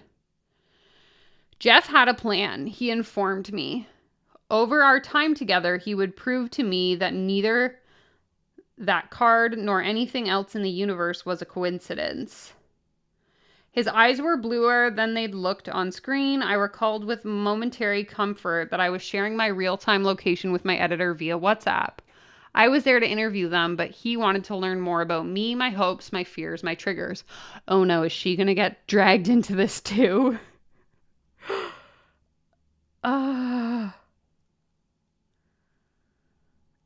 So bad. Shayla observed while Jeff probed, occasionally offering insights. that I was with my twin flame, for instance. I was told by the couple that I had stored past lives, Virginia Woolf and Edgar Allan Poe. Jeff pulled up a photo of Woolf on his phone. Look into the eyes. Feel there's a person there. I'm not doing this to flatter you. I'm not doing this to make you feel good about yourself. Not everyone's a forking legend. The home's extra bedrooms housed 4 boot camp students of Twin Flames universe who cooked, cleaned, and ran errands in exchange for the chance to do intensive spiritual work in the household of their gurus. COVID-19 was barely mentioned. I was the only one who wore a mask. Wait. So these people have students living in their house, like students of their school. We'll call them students. I wouldn't call them, oh, hi, buddy. I wouldn't call them students, but you know what I mean? Living in their house, and then these students cook for them and clean for them like housemates? Am I reading this right? Oh my goodness. Okay, so it's in the video. Okay, we're going to watch the video next. So apparently there's content in the video. I don't know. Let me know in the chat. So Lindsay's saying, why is everyone the reincarnation of someone famous? Let me know in the chat. Who am I the reincarnation of? Which famous dead person has been reincarnated into my body? Bubba, you weirdo. What are you doing, man? He's just like sitting there. Celebrity twin flames were a favorite topic in the household. In 2019, Jayla posted a video. Those they've channeled to Facebook, such as Justin Bieber and Billie Eilish, or Pope John Paul II and Mother Teresa. Cults were another recurring theme. The word is a non-word, Jeff theorized. It doesn't mean anything of value, as he'd put in a recent YouTube video. It's kind of hard to get into a cult on the internet, isn't it? How are you going to drink the poison if it's on the internet? Don't you have to, like, be a part of a community, like that all lives on a farm or something? Oh, this is news to me. Apparently you can't start a cult unless it's in person. So don't worry. To those of you who are members of my channel, it's not a cult because it's happening on the internet. You heard it here first.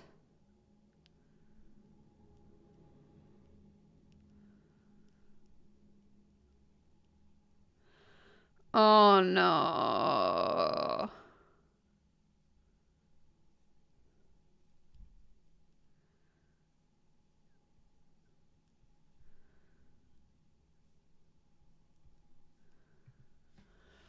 While I was with him, Jeff looked up the synonyms.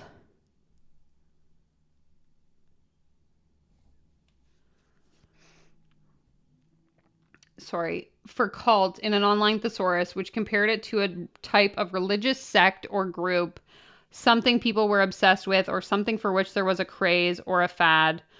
What he read and explained that he and the TFU boot campers had decided to face the issue head on, wondering, what if we just said we're a cult? Earlier that month, Jeff had dropped a flurry of videos. In one, he declared himself a cult leader and laughed like a Marvel villain. What? Perhaps intentionally, his own content is now top result for Twin Flame Cult. So is this their house? Ay.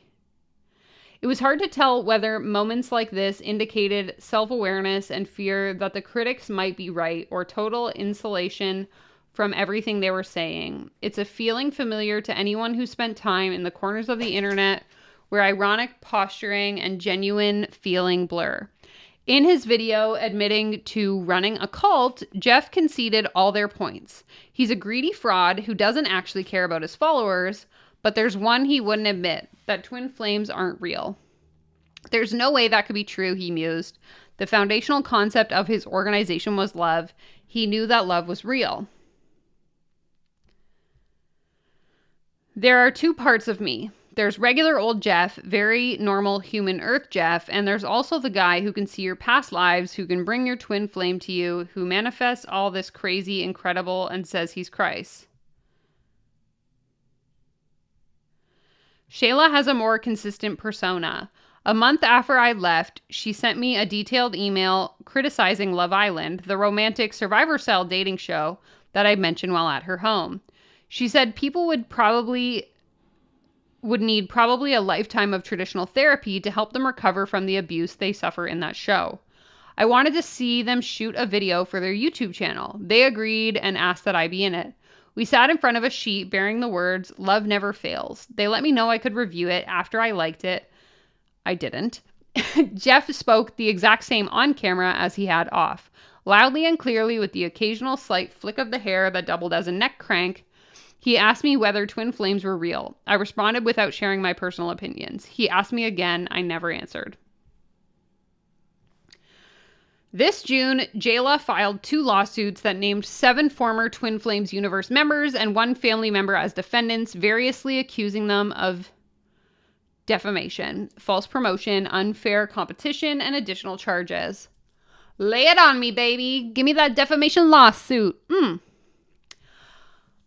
Among other things, the complaints allege that their negative accounts of TFU online or in Vice story are false, cooked up to make the spiritual community look bad and to steal their clients, drive people away, and promote the ex-members' business. 100%. This is why I'm making this YouTube video, is so I can recruit all of their clients into my downline. You heard it here first, folks. A few months after we met, I called up the leaders again. This time they were unequivocal about the cult claims. "I'm not evil," said Jeff. "Well over 30 harmonious unions have been formed thanks to their teachings," Shayla said. Jeff continued, "People find healing. People experience real breakthroughs in resolving trauma and pain. People improve their lives in a sustainable and balanced way." Okay, blah, blah, blah, blah, blah. Katie left the group in 2019 of her own accord. Jeff said she left after she was passed up for a promotion, and he and Shayla realized her continued pursuit of her twin flame was a red flag and potentially illegal. Okay, so now we're saying it's illegal, even though before we were encouraging her to break the restraining order. Okay, sure.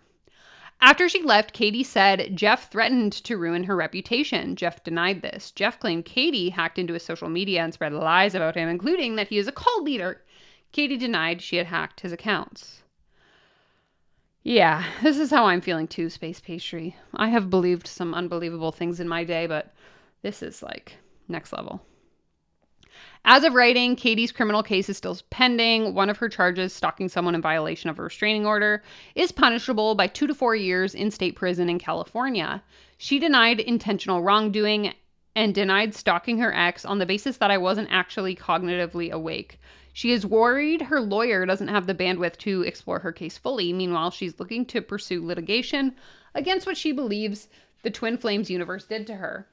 I spoke to lawyer Neil Glazer, who is representing clients in the Nexium case and has been contacted by ex-members of TFU. He cited the cost of litigation is prohibitive. Even if it weren't, cases involved alleged cults are difficult to prosecute. In the US, the First Amendment protects religious freedoms, and psychological coercion and consent can prove subjective. Although most people would agree that groups exist which rob people of their agency in ways that are profoundly harmful and wrong, translating that into laws can be universally applied is really difficult to ask. Exactly. So what they're saying here is that when you're in these sort of like cult groups, anything where like groupthink is promoted and you aren't really allowed to think independently, it's obviously more likely that you're going to make really questionable decisions. But in order to be able to enforce that or prove that that's what happened in a court of law would be quite complex. In Jayla's case, the mirror exercise may make consent even murkier. It asks you to take responsibility for your whole experience of the world, even to the point of assuming another's actions or behaviors as your own. What you do to me, I do to myself. Choices are like pronouns, malleable. Today, Katie is living in a new city. Few new friends know any details of her past. Katie wants to keep it that way. This fall, Katie went camping with some friends. They rented a generator and brought a DJ gear to the top of a mountain without cell reception. They cranked music all night long. Those are the people that I hate. Side note, but if I'm in the backcountry, I don't want to listen to your crappy music, okay? I'm here to hear nature and to be in peace and quiet, so don't do this. Complete aside. When Katie moves to music, her heart feels better. She doesn't think about TFU. Another night, she DJ'd a fundraiser until she couldn't stand up anymore. Spent Sunday recovering at my Burning Man fam's house, then back to the grind at the shit job that's barely paying my rent through COVID. If and when her case gets resolved, Katie wants to travel abroad and write a book. In the meantime, she's looking at buying a Sprinter van. She'll build out the inside so she can go off-grid at night. She'll take pictures of the stars. It will be camping the deliberate kind. Wow. Okay, we finally made it to the end of the article. Let me just switch views here for a second. I'm going to let the dog out of the room because he is on the floor and doesn't want to hang out with us anymore. So I'll be right back. Here you go, buddy. He's probably thirsty. Go ahead. Okay, so we will turn off his camera. If I can figure out how to do that. There we go. All right, friends, how are we feeling? How are we feeling after that? That was a lot, but we made it to the end. I'm feeling good. I need a drink. So thirsty.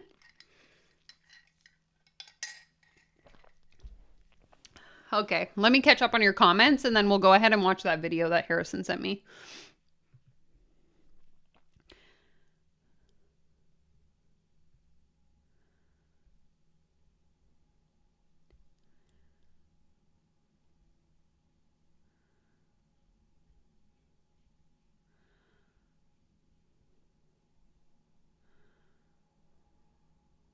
Yeah, no kidding. It's bad for the animals to play music at them all night. Yeah. So I have a story about this. I was backcountry camping when I still lived in Ontario. And it was like a 5-hour hike to get to this campsite. And it was a lake that had like maybe 6 campsites on it. So you're spaced out, but you can still like sound travels across the lake when you're out in the backcountry because there's nothing else there, right?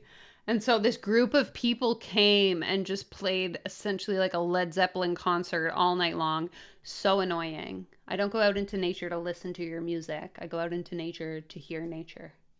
It's just really disrespectful. It's the same with people that go on hikes but then blast music from their phone. I'm like, why are you outside right now? Put in headphones if you need to listen to music. Nobody else wants to hear it. Sorry, that took a weird turn. Back to the story. Yeah, my throat is so dry from that reading. I was not expecting that article to be that long. Oh. The brain wobbles indeed. Okay, let me see if I can find this one that you sent me. And then we'll see if the sound works. That's the real question. Okay.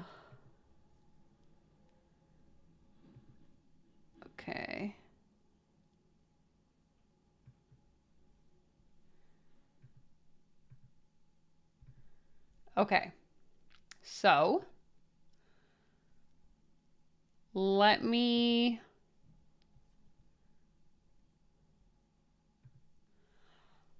try and share my screen again. And you guys can let me know if you can hear the sound. Okay, so this is the video. I'll play a few seconds. You can let me know whether or not you can hear it. My new friend Alice Hines. Today we're going to be talking about Are Twin Flames Real? Can you hear it? Yes or no? Let me know. I'll be here, sipping on my water until you let me know.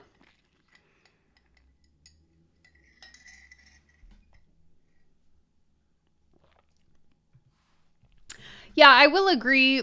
Some point in that article, I think it was Jeff that said like the word can lose meaning because sometimes people throw it around at things that don't actually apply.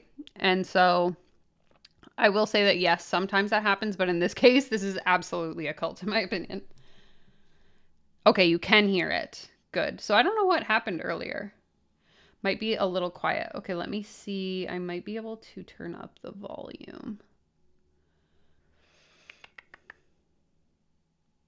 Maybe. Okay, here we go. Settings. No, I don't know if I can. Oh, maybe. You know, you guys, you just ask too much of me. Like, I know what I'm doing. Okay, maybe if I turn me down, then you can turn the sound up on the video, because I can't on my end. Okay. Jeff looks like he sleeps with his socks on. Okay, let's see what he has to say. And don't worry, she's just my friend. She is not my new twin flame or anything like that. Shalia, you gonna say hi, something behind the camera? Hi. Okay, she's still here. Good. So don't I just realized I pronounced her name wrong the entire time, so haters can come for me. worry. Oh, she's showing herself. Little hints. Oh my god, look at the doggo though. It's so cute. We're here in our, we normally shoot Church of Union Sunday service. We got this new backdrop, Love Never Fails. That's pretty sweet. I want to share that with you. But let's talk about past lives first. So Alice Hines is a journalist, independent freelance journalist. And who have you written for in the past? Well, I'm writing a story for Vanity Fair. That's why I'm here, to interview Jeff and Shalia. I have also written for New York Magazine and the New York Times. Cool. And Allure and Yeah, and Allure. all the a lot of people. other places. Yeah. She's a serious journalist is what I'm trying to get across here. And it's COVID right now. It's COVID, so Alice has her mask on, so she's not trying to be shy or anything. She's just, That's right. yeah. Are they anti-vaxxers? Does anyone know? Do they believe in the pure blood? Okay. Following CDC guidelines. I think that, everyone can appreciate that. Yeah. So, you're not worried you're going to get sick from me? No, I'm not. Okay, I live in the house all day, so I think it's very unlikely. Great. Good to know. Okay, cool. So, let's talk about past lives first. So you came, you're interviewing us, you're here for a couple days, and you wanted to know, like, what was my channeling like? And so, you experienced our channeling, and we channeled a couple of your past lives. What was that like for you? It was really interesting, and I think a good representation of what you mean when you say channeling. Okay, what do you think I mean when I say channeling? Well, I guess I don't want to speak for you because I don't want to make a mistake, but, I have it in my notes. Sure, what do you think I mean when I say channeling? I think what you told me is you mean basically getting a message getting kind of a signal from God, I think you put it, that indicates some reality about the world. Some reality about the world. Okay, that's quite vague, but that's very careful. He seems very pretentious, and I don't know if that's just because I have like a negative perception of him, but even like in that moment where he's like, okay, it just seems very condescending. That's fine. So we channeled your past lives, and it sounds like you're unsure about whether it's real or not, and that's fine. You're, I believe, exploring the idea of who I channeled you to be. Yeah, you said I was Edgar Allan Poe and also Virginia Woolf. Yeah, that's fucking nuts. So, like, most of my audience knows, like, yo, like, who this is sitting next to me. I think that's really cool and exciting that, Edgar Allan Poe, actually feminine being. Okay, sorry, I had to stop for a second because I wanted to pin this comment. That's probably why she's wearing a mask, honestly. There you go, you're welcome for that one, too. Oh, okay, It's interesting. a new channel, right? What do you mean by feminine being? Well, Gabe is, like, a masculine person, and he was born in a woman's body. Gabe being one of your students who we met. Yeah. Well, everyone knows who Gabe is. Oh, okay. Yeah, so, I guess maybe not everyone. No, not so. everyone. But, how are you feeling right now? I'm feeling good. I'm waiting for the answer on feminine being. Oh, okay. So Edgar Allan Poe is like, a feminine being in a man's body because, like, 1800s, like, how are you gonna write if, you're a woman? It's really hard. And you had said, well, heck, I'd rather write than be a woman. I think that was your response. Wasn't that your response there when we talked about that, about Edgar Allan Poe? Maybe. Okay. I don't remember saying that exactly, but The essence of. I don't have notes, and recorder here. I just get the general gist. Yeah, I have to go back and. Don't worry, no one's gonna quote you. It's just a feelings They sort of quote thing. me. Yeah. Anyway, so that's what we have here, and today we're gonna talk about Are Twin Flames Real? And Alice has been here interviewing us and our students, and she's been interviewing tons of our students, and in Harmonious Union about their twin flame journeys, and you've got to experience a lot of twin flames in Harmonious Union. And so, I've invited Alice onto the channel to talk about, from her reader's perspective, what she thinks her reader believes about twin flames based upon the information that she's been given. And, I can speak for you here. She's a professional journalist, and she likes to get the story that others have, and she's left largely her own opinion out of pretty much everything. I think my readers don't know much about twin flames, so that's part of why I'm here. Yeah. So you've learned a lot about twin flames in this whole, process. What do you think? Do you think that your reader, after knowing, if your reader knew what you knew and know, do you think your reader would believe that twin flames are real? I don't know. That's a really good question. I have to think about it. Yeah, it's hard to put my head into the mind of, readers not yet having written the story Right. and not really, I guess the honest answer is I'm not sure. Not sure. But I know that, I think you have something to say about I do. twin flames Yeah. and your belief that they are real. Sure. So I'd love to hear about it. Well, everyone knows about that already on my channel. Okay, I sure. think what people are going to be most interested in is hearing the larger world's perspective. And, it sounds like, there's maybe both sides. Like, there's some of your readers are going to believe that it's real, and some of them are going to not believe that it's real. And if you could give a voice to, both of those sides, I think that, my audience would be really interested in that. I think you're probably right. I mean, I think that's some people will believe it's real and some people will believe it's not real. Mhm. That's definitely a fair thing to assume. Uh-huh. So why are people going to believe that it is real? I'd love if you can answer that. Well, the whole point of getting you on my channel is for you to talk. Well, I'm happy to talk, but no. I mean, I'm happy to talk, but I'm not the expert. Okay, so this is the piece in the article she must have been referring to where she said that she wouldn't answer his direct questions. Well, you're the I expert mean, you on know what I interviewing would me. love to be able to do What? is, if you can explain your perspective, what is something I'd actually like to do this is kind of recap and make sure I'm getting what you're saying. So Alice, I'm making sure I'm understanding it. We're on my YouTube channel right now. We're not. I thought we interview was we set that aside. Well, this is part of my interview, but I I'm get happy that. to do a I video get as that. well. So did you not want to do a video? Oh no, I'm happy to do a video. Well, we got to do the video. We're We doing need to it. know. We need to know what you think and feel. Right. So I don't have anything new to share, but I Oh. do have lots of questions. Okay.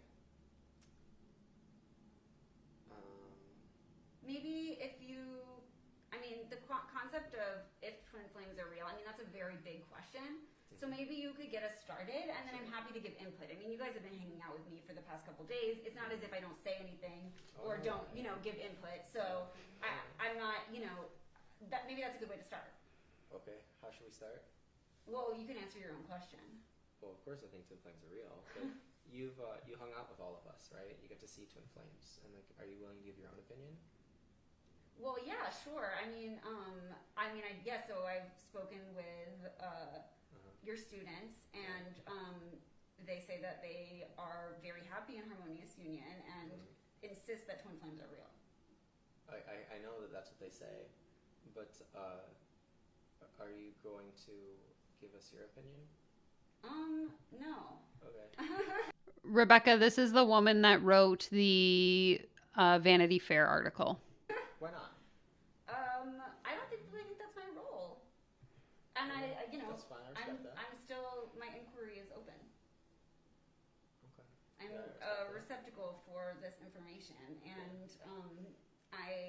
you're right that I'm careful. I'm not okay to be gonna, careful. of course, I'm not gonna, say either way, make a definitive conclusion about that question. Mm-hmm. I don't think that's my place. Okay, I understand that. This is an interesting video. Yeah, sure. I had no idea it was going to be like this. Cool. Yeah, it is interesting. Yeah. It's fun just to talk and I've never met anyone like you. Really? Why is that?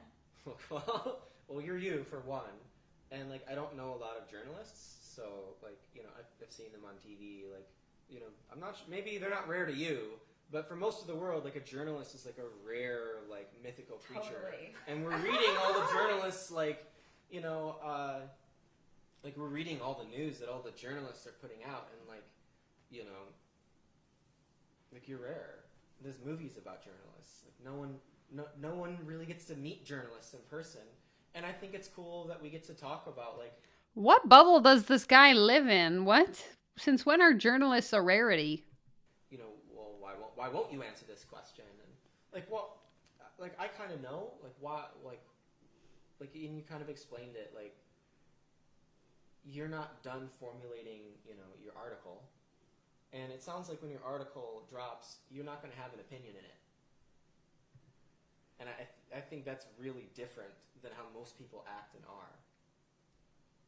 Yeah, I think, I do think in any of my writing, which your viewers should go check out absolutely, I usually think it's important to consider multiple perspectives, and including in this case. Which is why I'm here asking you questions, so answer the fucking question. But maybe we could talk through like what it would mean for twin flames to be real or not real. Like Sure. What do we mean? Maybe that's a good way to get into it. Like Okay. What do we mean when we say real?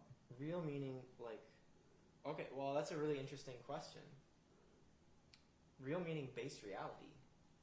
Real meaning this is how the universe works. Real meaning 1 + 1 = 2 every single time. Real meaning mathematics, science. If you take a couple ibuprofen, it's gonna do. It's like science, guys. It's just like science. This to your body in most cases, unless these factors. Real meaning if you plant a seed, a plant will grow.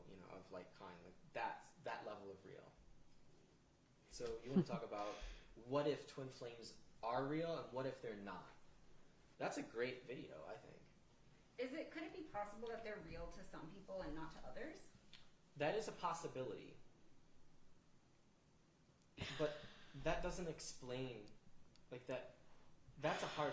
Okay, I'm sorry. This comment has me reeling because if you've been here a while, you might remember a couple of months ago I covered the whole Jody Hildebrandt parent coaching cult situation. And in the video we watched, they talk about what is your true, what is your truth, basically all this word salad that made no sense, similar to what we're seeing in this interview here. And it seems to me that so many of these grifters, I think, don't even know what they're trying to say, that they just say words and hope that it makes sense. That's the vibe it gives me anyway. Sell. Why is that? Because why is it that everyone who completes the work in my community gets the result? I guess you could say a certain type of person is attracted to my work, and but you're trying to Absolutely. You absolutely target a very specific demographic of people. I think that's fair to say. That's how all of these grifts work. That would mean at our essence, you and I are inherently different. We're not at the core, we're separate from each other. And that's what when I hear you say that what if it's real for some people and not for others? Well, that's what it ultimately comes to in my mind, that you and I and everyone else in the world, there are some groups who are alike and other groups who are not. But that's not the level that twin flames exist on. Twin flames exist on a fundamental level of existence, base, the way you were created, base reality, eternal, unchanging. In that place is where twin flames exists. And so if you're asking, do twin flames exist, for some and not for others? Well, then you're suggesting that some people are separate from other people. And I think that that's a general consensus perspective on how the world is. That some people believe this and other people will believe that. It's because we're inherently different and we're not one at the core. But I fundamentally reject that reality, not just because I Lori, I'm not sure, but I think so. want to believe that, but because that's not the reality that that's not base reality, and that's where I choose to live my life from. And so if I live in base reality, everything works out. Everything should harmonize. There should be nothing out of order. Like, I should literally know why everything happened. Every single thing has to have a place. Every single thing has to have order. Everything has to have meaning. Everything has to function in perfect harmony. Not almost perfect harmony. But can you see that if we are separate, or some people are separate from other groups of people, that means there's a fundamental separation. And you would call it through my lens of reality. But that's not what I'm looking to achieve here. Through my lens of reality, everything is one. Yeah, that's a question I have. You mentioned several times during our interviews the word separation. Bye, YouTube. Thanks for joining. We'll see you next week. And I'm not sure I know what it means. Sure. So, if you understand there's a loving God, and you have a relationship with Him, and all of your good comes from Him, think of it like a really rich dad who takes care of all the bills and loves you and gives you all the things, takes care of you in every way. It makes you feel really good, builds up your self-esteem and self-confidence, directs your life, and just wants to be with you all day. And that's your happiest place. Imagine that He stopped paying any of your bills.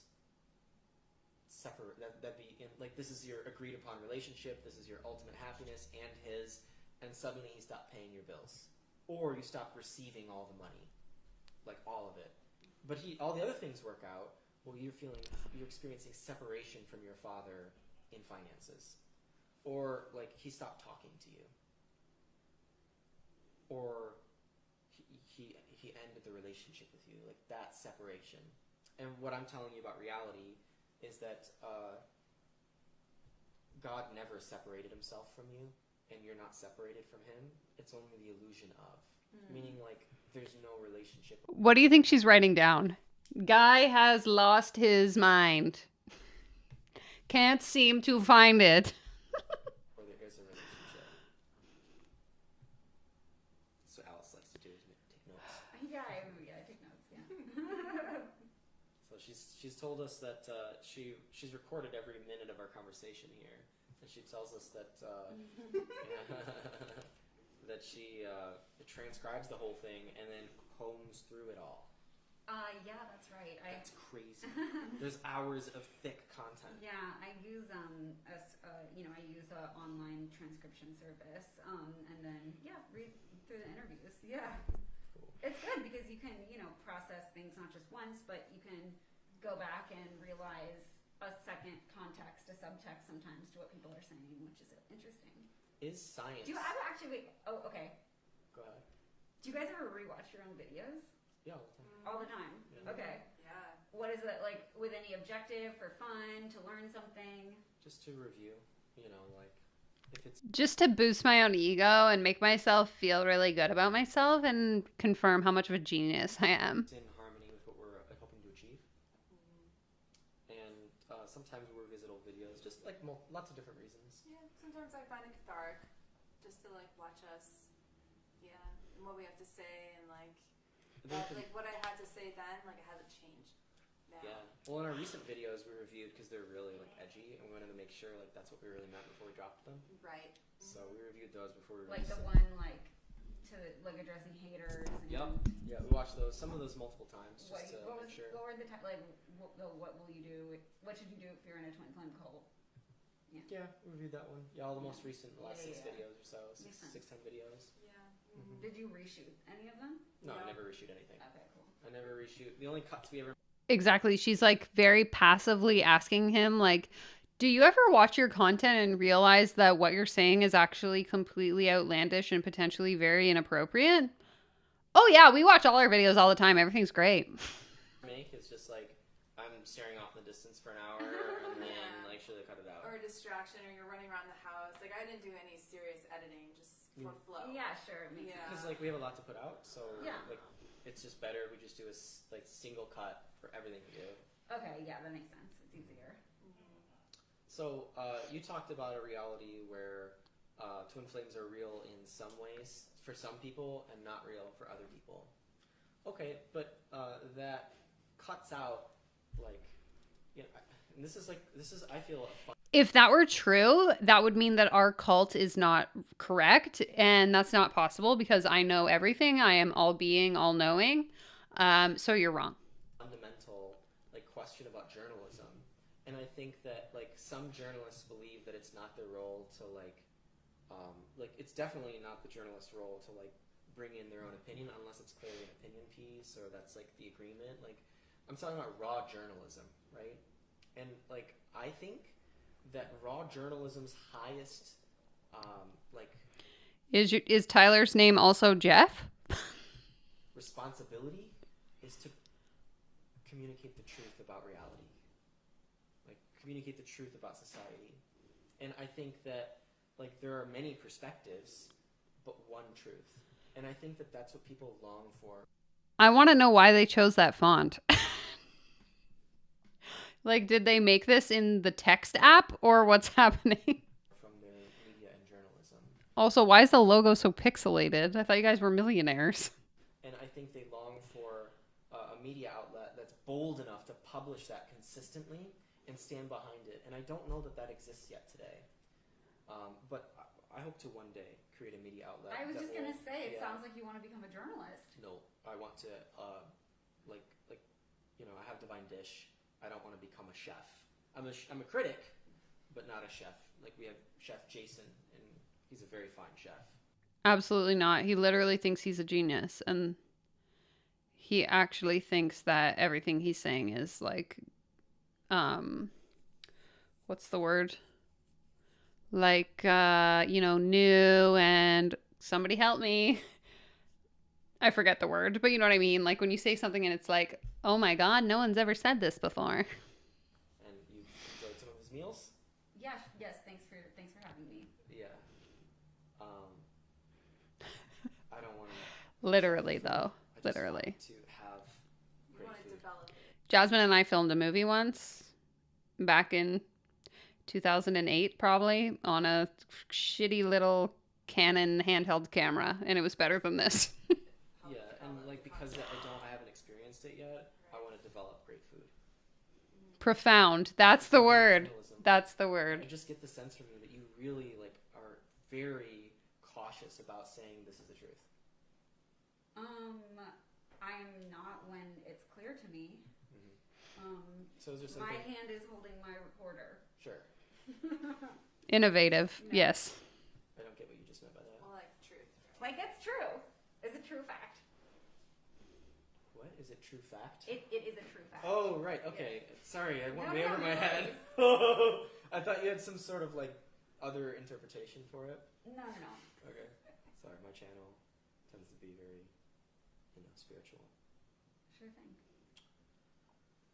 So, are you saying that you have not come to a conclusive truth yet, or a conclusion? You're not ready to? It's not You're part of telling your process? me that you're saying I'm still here, things even are though I'm real, frozen. And you're telling me why they're real, and I understand why you're saying that. I'd love to, maybe we can talk about it a bit more. Yeah.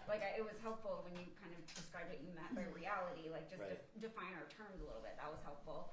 Yeah. I'd also be, interested to hear the perspective that they're not. I think that's a valid perspective too, and I'm open to it. Well, let's talk about that. How could they, with all the information been given to you, not be real? How could that be a possibility with what you've seen? Where does that full picture fit? Yeah, I'm not sure. I'm saying I'm open to that opinion. I think it's, you obviously don't have that opinion, so we're not really going to get anywhere with that. Well, that's not true, because I'm open to truth, and if you're going to bring facts or questions that could refute what I believe is truth, I have to look at it. Yeah. If you're not going to believe the same things that I believe, I'm going to have to talk my way out of this. Sure, I hear you. So what I would have liked to see from this video, not attached, what I would have liked to see from this video is any thoughts you have that would suggest that, hey, this is not real. Any questions that are what would make this not real for people? Yeah, okay, I see what you mean. Maybe we can get somewhere and I can kind of play the devil's advocate a little bit Sure. and be in someone else's shoes. When you think about it, I mean, I don't know. I can imagine someone saying twin flames aren't real because, you know, I never met my twin flame, and you know, hasn't happened to me the yet. relationships that I've had, it's you know, the idea that, I'm paraphrasing here, you know, you have your perfect partner, which I think is the concept of twin flame. Yep. You know, this person exists. You know, I can imagine someone saying, well, that never happened to me and I never found it, therefore it's not real. I mean, I can imagine that for sure. Well, you know, this is a very easy, like, idea to overcome. Just because it hasn't happened to you doesn't mean it's not real. That's very easily refuted. And furthermore,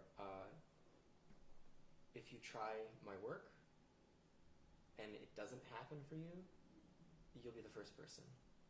Because every single person has found their twin flame through my work. That, you know, looked for their twin flame through my work, found them. I mean, maybe then another person. Except for the ones who said that it wasn't the right fit for them, then I just got rid of them and kicked them out of the cult because they didn't fit my narrative that I found everyone their twin flame. That's what he really meant. He just forgot to finish his sentence. Perspective that I can, you know, paraphrase is, you know, people who tried your work and didn't find their twin flame and left and are now within the category that you call haters, right? That say, you know, we don't think this is real, right? So those a lot of my haters, like, most of them, if not, like, most of them found their twin flame through my work.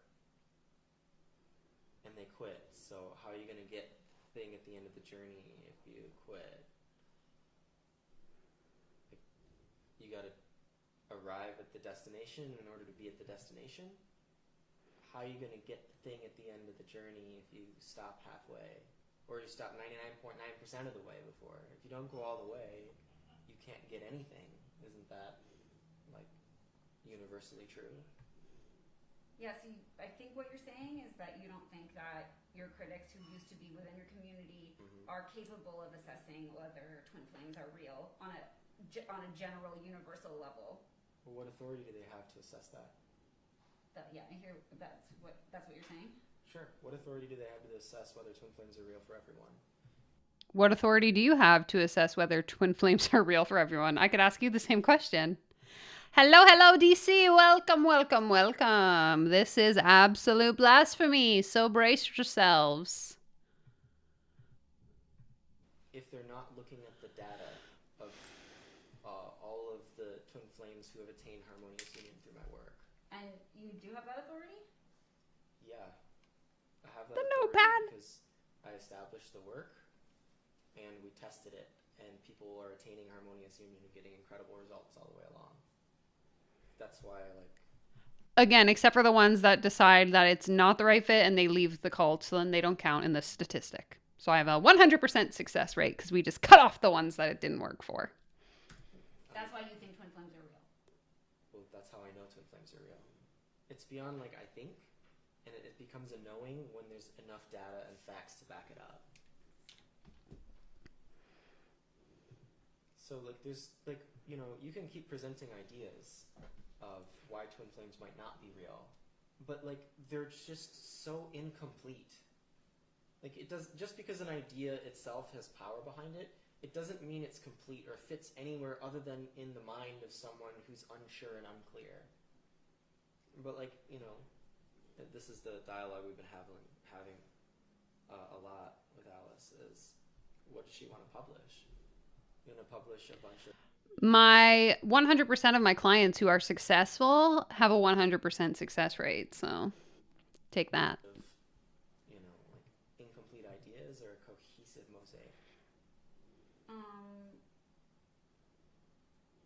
I think those are... So it said in 2017, I think, he was in his late 20s, so I would guess he's around like 31, 32. Yeah, I'm not sure. But I think if you read I think if you read my past articles and get a sense of the type of stuff I like to write and the tone I take and my methods of sourcing, This is when he's like, oh shit, I am in trouble. it's a good indicator, but all right. Yeah. Well, But you're gonna have to read the article that she drops, no matter what. The article. Yeah, I think you know, this. I'm super happy to do this video with you, and I really wanted to see Jeff and Shalia's process of making a video. So I'm super happy to be able to see that, and thank you for accommodating. And you know, in terms of my perspective on twin flames, and you know what I actually think, which is what I think you want to know. Yeah, I think like you know, I think my article is going to be a great indication of that. So I invite your viewers to check it out when it comes out. Ooh, good salesperson. I see that. Yeah. Great. Oh, they will. Oh, Intrigue. yeah. Oh, they will. You know, nothing like this has ever been done before in you know media. Like no one has ever gone this deep into the twin flame community and like dug and dug and dug for months. So whatever you come up with, it's going to be really compelling.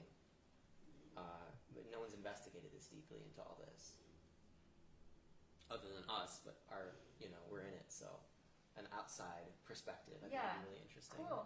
Yeah. So thanks for helping me do it. Yeah. So are twin flames real? Alice will say, read my article. And are twin flames real? I'd say, fuck, duh, but you know. Well, thank you so much for joining us. You know, we'll link the article when it drops. It's going to be online too, right? Oh, yeah. Will you though? I don't think you will. In the magazine, physical magazine? Magazine. Oh, and a photographer's coming out next week to photograph Shalia and I? Yes, but yes. And is it likely that a photo of Shalia and I will show up in the magazine? See, I can't. So this is the type of thing that you shouldn't. I can't like. Oh no. Yeah, I believe a photographer's coming out next week, and I believe a photo will be in the magazine, but the editorial process is out of my control. Of course. So, you know, we're doing our best. The world is chaotic, but sure. Yeah. So, it's all in the makings. Thanks so much for joining us. Thank you, Alice. We will.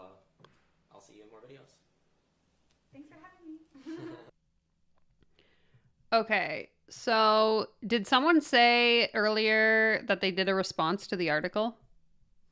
Like if I search twin flames universe response Vanity Fair, do they have a...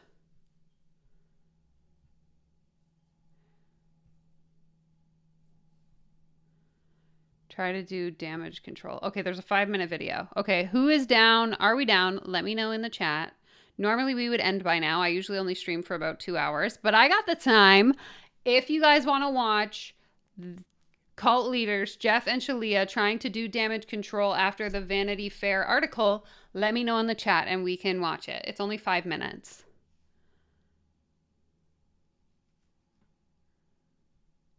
Yeah, the Vanity Fair article came out in 2020. So it was like the first, as far as my knowledge, it was the first piece that kind of brought attention to the twin flames.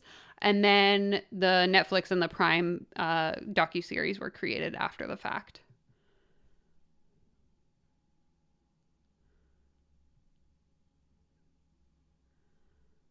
Okay, so let's go ahead and watch that video and then we can wrap things up.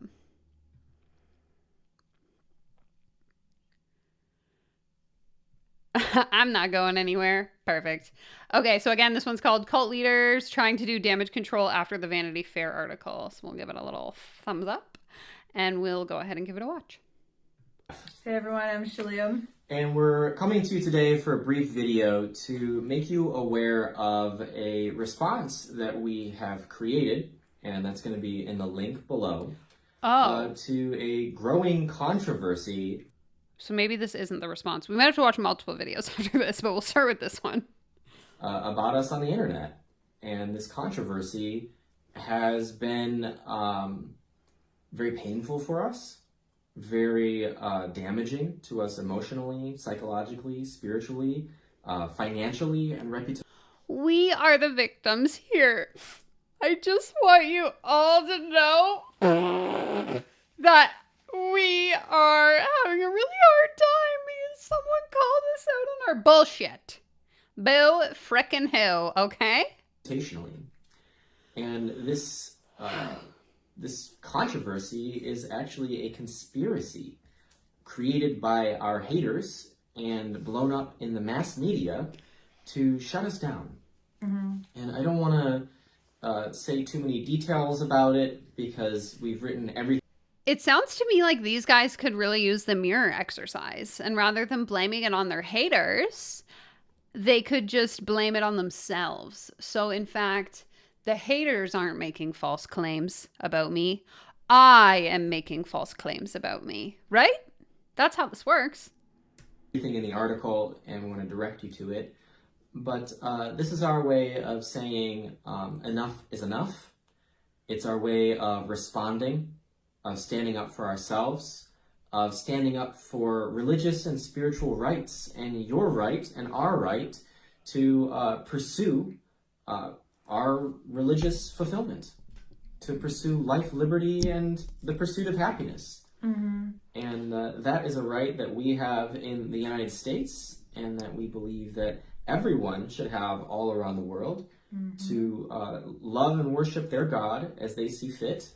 And we do it through twin flames, and by using twin flames as an ascension journey to God, and understanding the fundamental reason that you're called by your twin flame. And these people conspiring are trying to put a stop to us bringing our twin flame work to the world for various insane and sick reasons. Yeah, I think if you're watching this video, I think it's really important that you make yourself aware that this is happening within the twin flame world, the twin flame niche, that people who teach twin flames and twin flame union, harmonious twin flame union, are being targeted.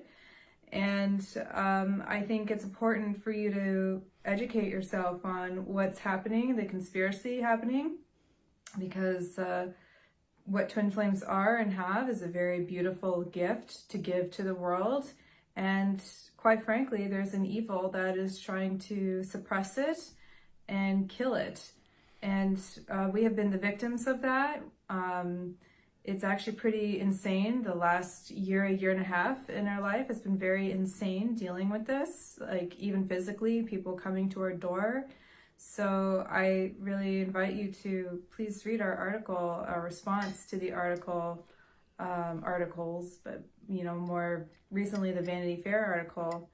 And please support us if you can. It has not been easy for us, and we're being truly victimized, and a lot of the things that we have said are being completely taken out of context, and that means our words and the meaning is quite twisted. So it's out of context when they read a post where someone says that they're going to move closer to be closer to their twin flame that you said was their twin flame, even though there's a restraining order. And you respond on that post saying God supports you in your decision to do what's true for you. It's being taken out of context. Please explain how. And cruel in its interpretation. So this isn't the type of content that we want to bring you. We really want to just do twin flames on this We want to talk about channel. spirituality. We want to share the joy and gift of our work the world. But we've been pulled into this nonsensical controversy, and this is our way of responding and saying enough is enough. And we would very much like to put an end to it and continue on sharing this beautiful work with the world. We have had a lot of ideas for twin flame videos for you guys, for YouTube. And a lot of our creative energy and spiritual energy has been tied up in this nonsensical article about us this last year, because we were told that it was going to be about twin flames and twin flames universe. So our egos got really big and really excited for them to say how great we were, and then they betrayed us. They betrayed. I can't believe it. Our full attention and focus it's been about bringing it's this been to about you. Bringing twin flames out to the mass media, But it ended up being bringing controversy out to the mass media, and that's not what we supported. So thank you very much for checking out this video. And we hope that you read the article in full that we've linked below. And please share with us your thoughts. It's like they're shocked at the consequences of their actions. I mean, it's the same with any of these grifters. They don't want to be held accountable for anything that they do. It's painful. On the article, whether it's in this comment section or preferably on the article's comment and, section itself. If you feel even further called, please share our blog response. On your own social media. On your own social media. So like, share your Give us those likes, shares, and comments because we need them. thoughts about and it. share your thoughts about it, because We're trying to beat the SEO and the algorithm so that we rank higher than the Vanity Fair article. So help us out, please. Thanks. like, this is really scary what's happening to us, and it can happen to you too. And it's not okay. It's not okay. So thanks so much. Thank you guys. Bye. Okay, here's the response. Okay, I love that they're smiling in this picture because they didn't realize that she was writing a piece against them. I love it. Response to Vanity Fair article, Vice correspondent Alice Hines is a liar! Liar!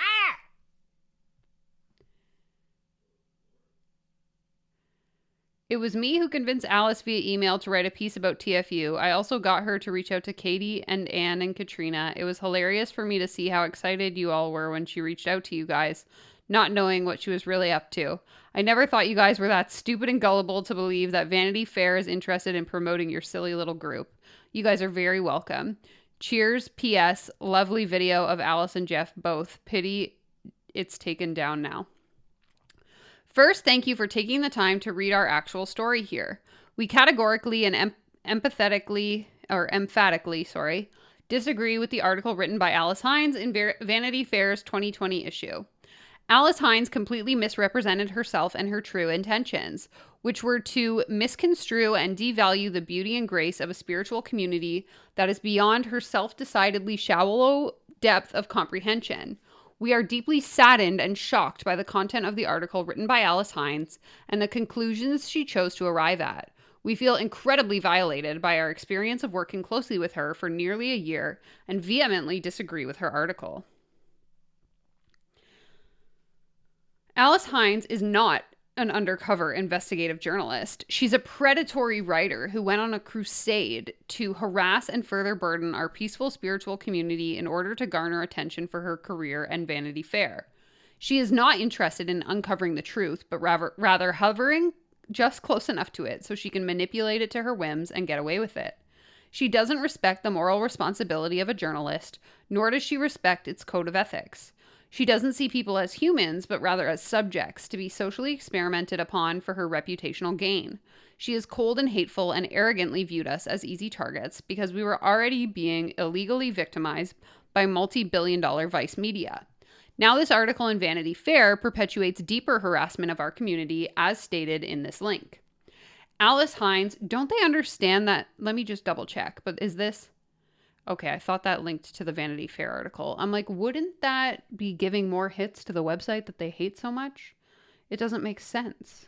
Exactly. How dare she quote their words accurately and have them published? It's unbelievable. Alice Hines has an education from Brown University in comparative literature. Instead of upholding the moral and ethical responsibilities she is beholden to as a journalist, she acted like a fiction writer who lacks the creativity to develop characters and stories of her own. So she instead engaged with us as dehumanized subjects who she used to develop this article. She treated us as if she was using us to create make-believe characters for a story who she didn't actually care about or have a connection with. Or perhaps she was taking the things you were actually saying and sharing them on the internet. That didn't suit your narrative because you have created a false sense of self. You cannot intimately know and tell someone's story without actually getting to know them. Alice Hines kept a distance so she could manipulate our characters and smear us for attention. Keeping our attention on herself was why Alice Hines took nearly a year to write such a poorly crafted piece of meaningless drivel that could have been plopped out within a couple afternoons of work. Probably like this blog post. Self-proclaimed cult expert Sarah Berman from Vice Media had already done much of the work for Alice in her 2 defamatory articles about us. This article in Vanity Fair barely does more than slightly expand the already established, completely fabricated story based upon lies deliberately concocted by Katie and her hate group to defame us. Alice Hines originally found out about us on a cult thread maliciously cultivated by Katie and her hate group on Reddit, which is an unchallenged forum where anyone can say anything they want about anyone. Exactly, and it gives people a forum and opportunity to actually express how they're really feeling in a place that feels safe and not in your forking cult. Whenever we would challenge allegations made about us on Reddit, they were deleted so our voices would not be heard and the cult shaming and abusive conspiracy could continue. That's when Alice Hines decided to prey on us. She came to us under false pretenses and presented herself as a helpful professional who would help get the truth of the matter and present a peaceful solution to the public. We welcome the opportunity to have a deep investigation into our characters, our lives, and our thought systems, which have been viciously under attack by Katie since it was revealed to be highly effective at miraculously bringing twin flames together into harmonious union. Our spiritual community developed our work into a functioning religion. AKA, we didn't want to pay taxes, so we created a church. And people are experiencing countless miracles in their lives as a result of their adherence to it.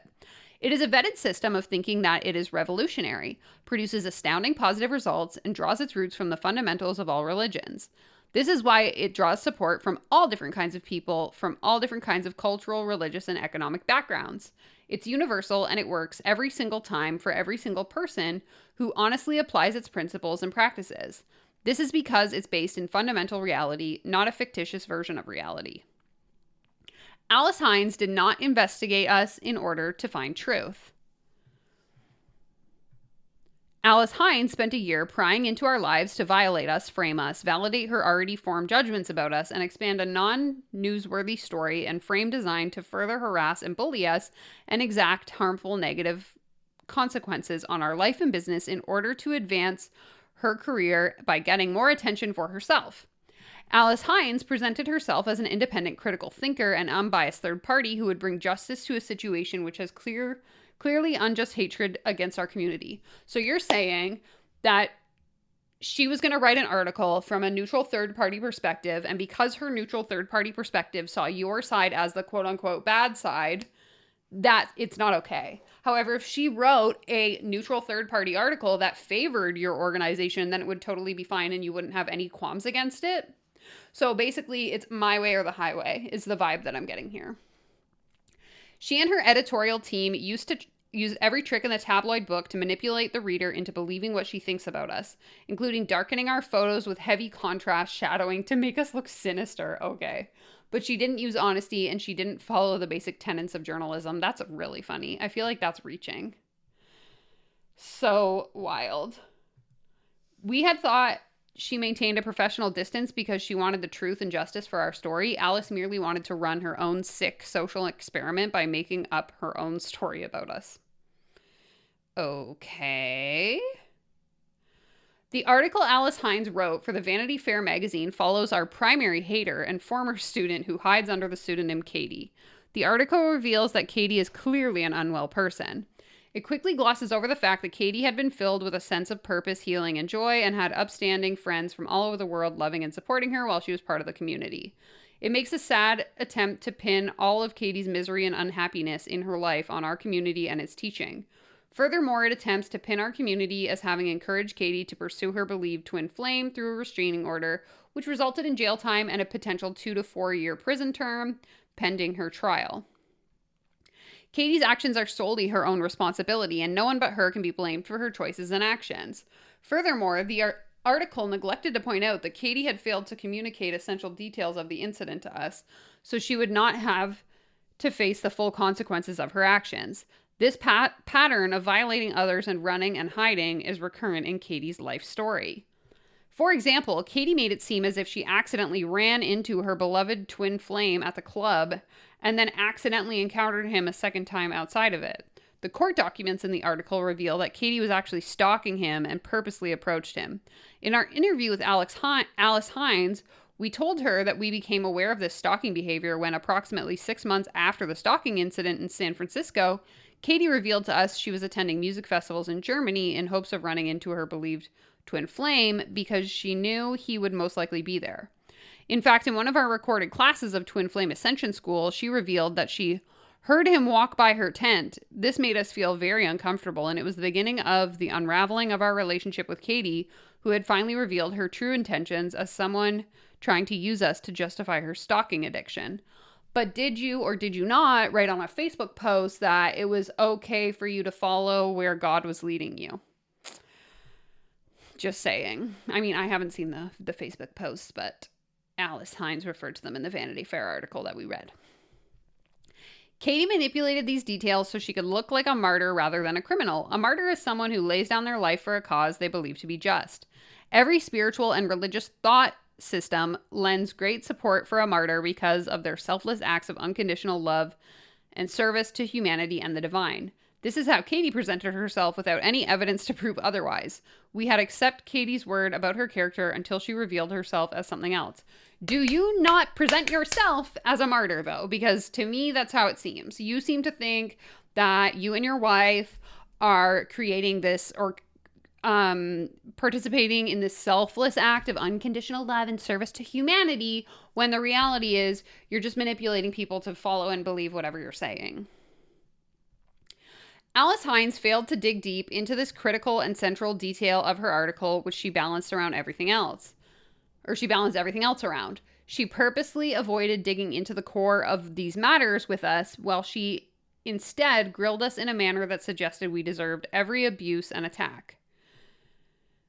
She spent nearly her entire time potently pressuring our character and actions, poring over every statement we made, which could be construed as dark or villainous, and peeling apart anything anyone had said or done, which could frame us for being evil cult leaders. We thought she was doing this in order to help us present properly to the world, because she understood that we are good, honest, hardworking people, who genuinely help people. We believed Alice Hines understood that we are good, honest...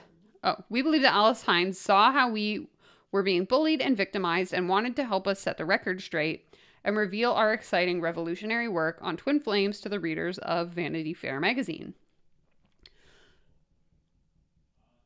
We had thought she maintained a professional distance because she wanted the truth and justice of our story. Alice merely wanted to run her own sick experiment by making up her own story about us.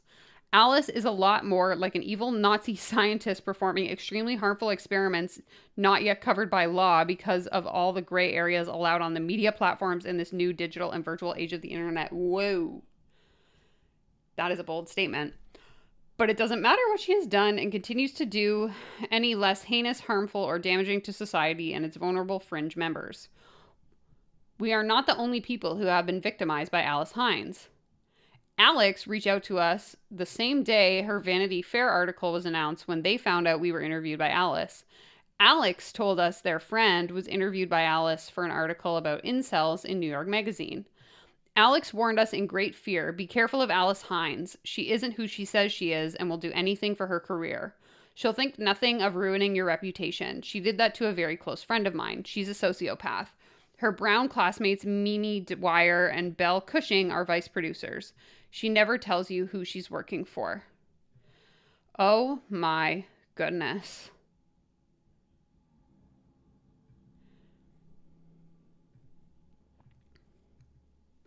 The Vanity Fair article, oh my God, this is so long.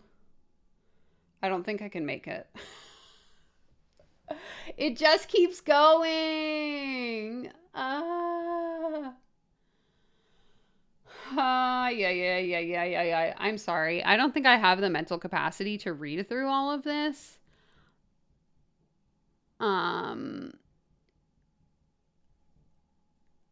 But I can link it in the chat if you guys want to finish this yourself. I'm sorry. My brain is like melting and I don't think I can do it. I didn't realize it was this long, but it just keeps going. I do want to read some of this though.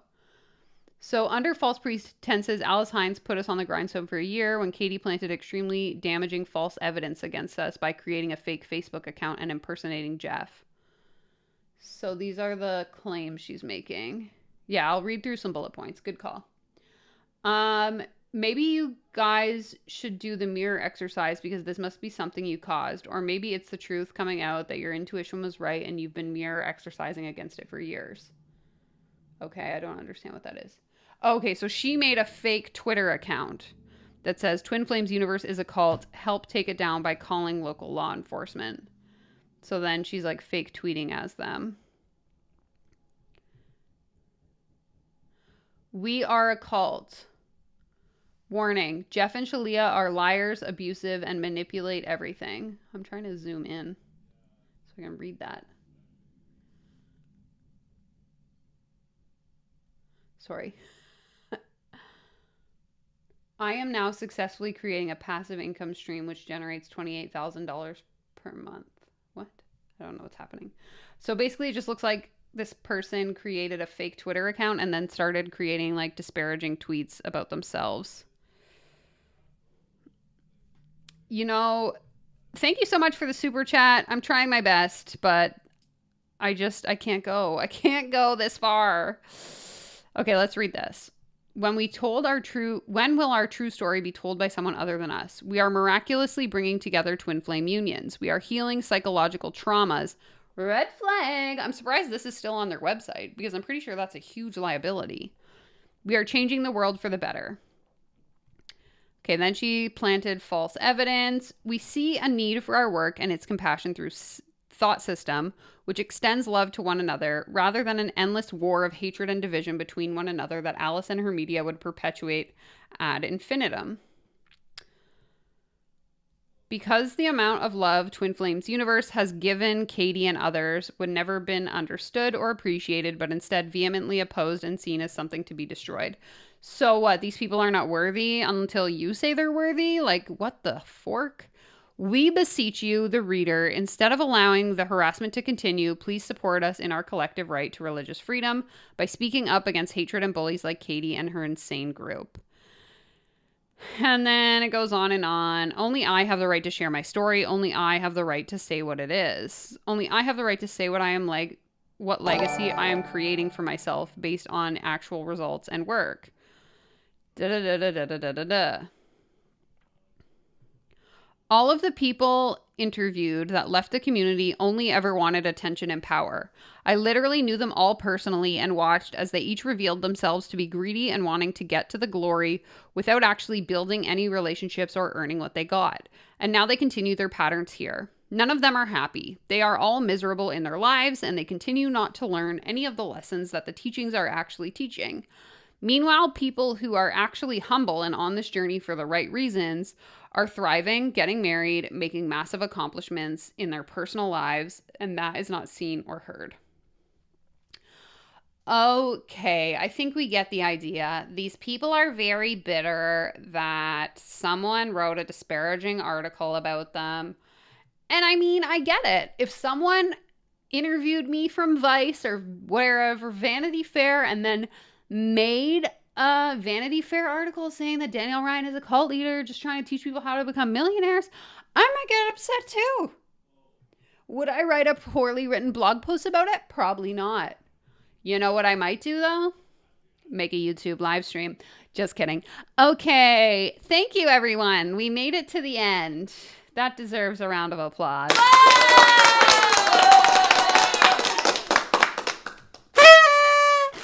We did it. Thank you so much for being here. Zip, welcome to the membership. Hello. Just believe in yourself and you too will soon be full of riches. Because I know I'm a millionaire. I don't know about the rest of you. But I just got to say it out loud so that it comes true. That's the rule. Exactly. Katie needs to take responsibility while taking no responsibility for the situation they find themselves in. So we love to see that so much. My brain is gone. We're actually done for today. I'm going to have to go sleep for 12 hours just to overcome this. So let me know in the chat. Raise your hand if you want to get rich. Because Zip is getting rich with their new membership. I love it. Okay. That was something indeed, Rosie. Thank you, everyone, for being here. Thank you for making it to the end with me.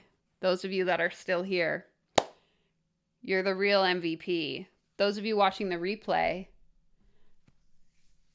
you're also the real MVP. The rest of us, trying our best. I think my brain is broken, so I'm going to end it here. I appreciate each and every one of you so much. And I will absolutely see you next week, 4 p.m. Pacific. That's it. That's the stuff. I have more videos coming, you know, etc., etc. I'll stop blabbering. Take care. Comb your hair. And I'll see you on the internet, okay? Bye.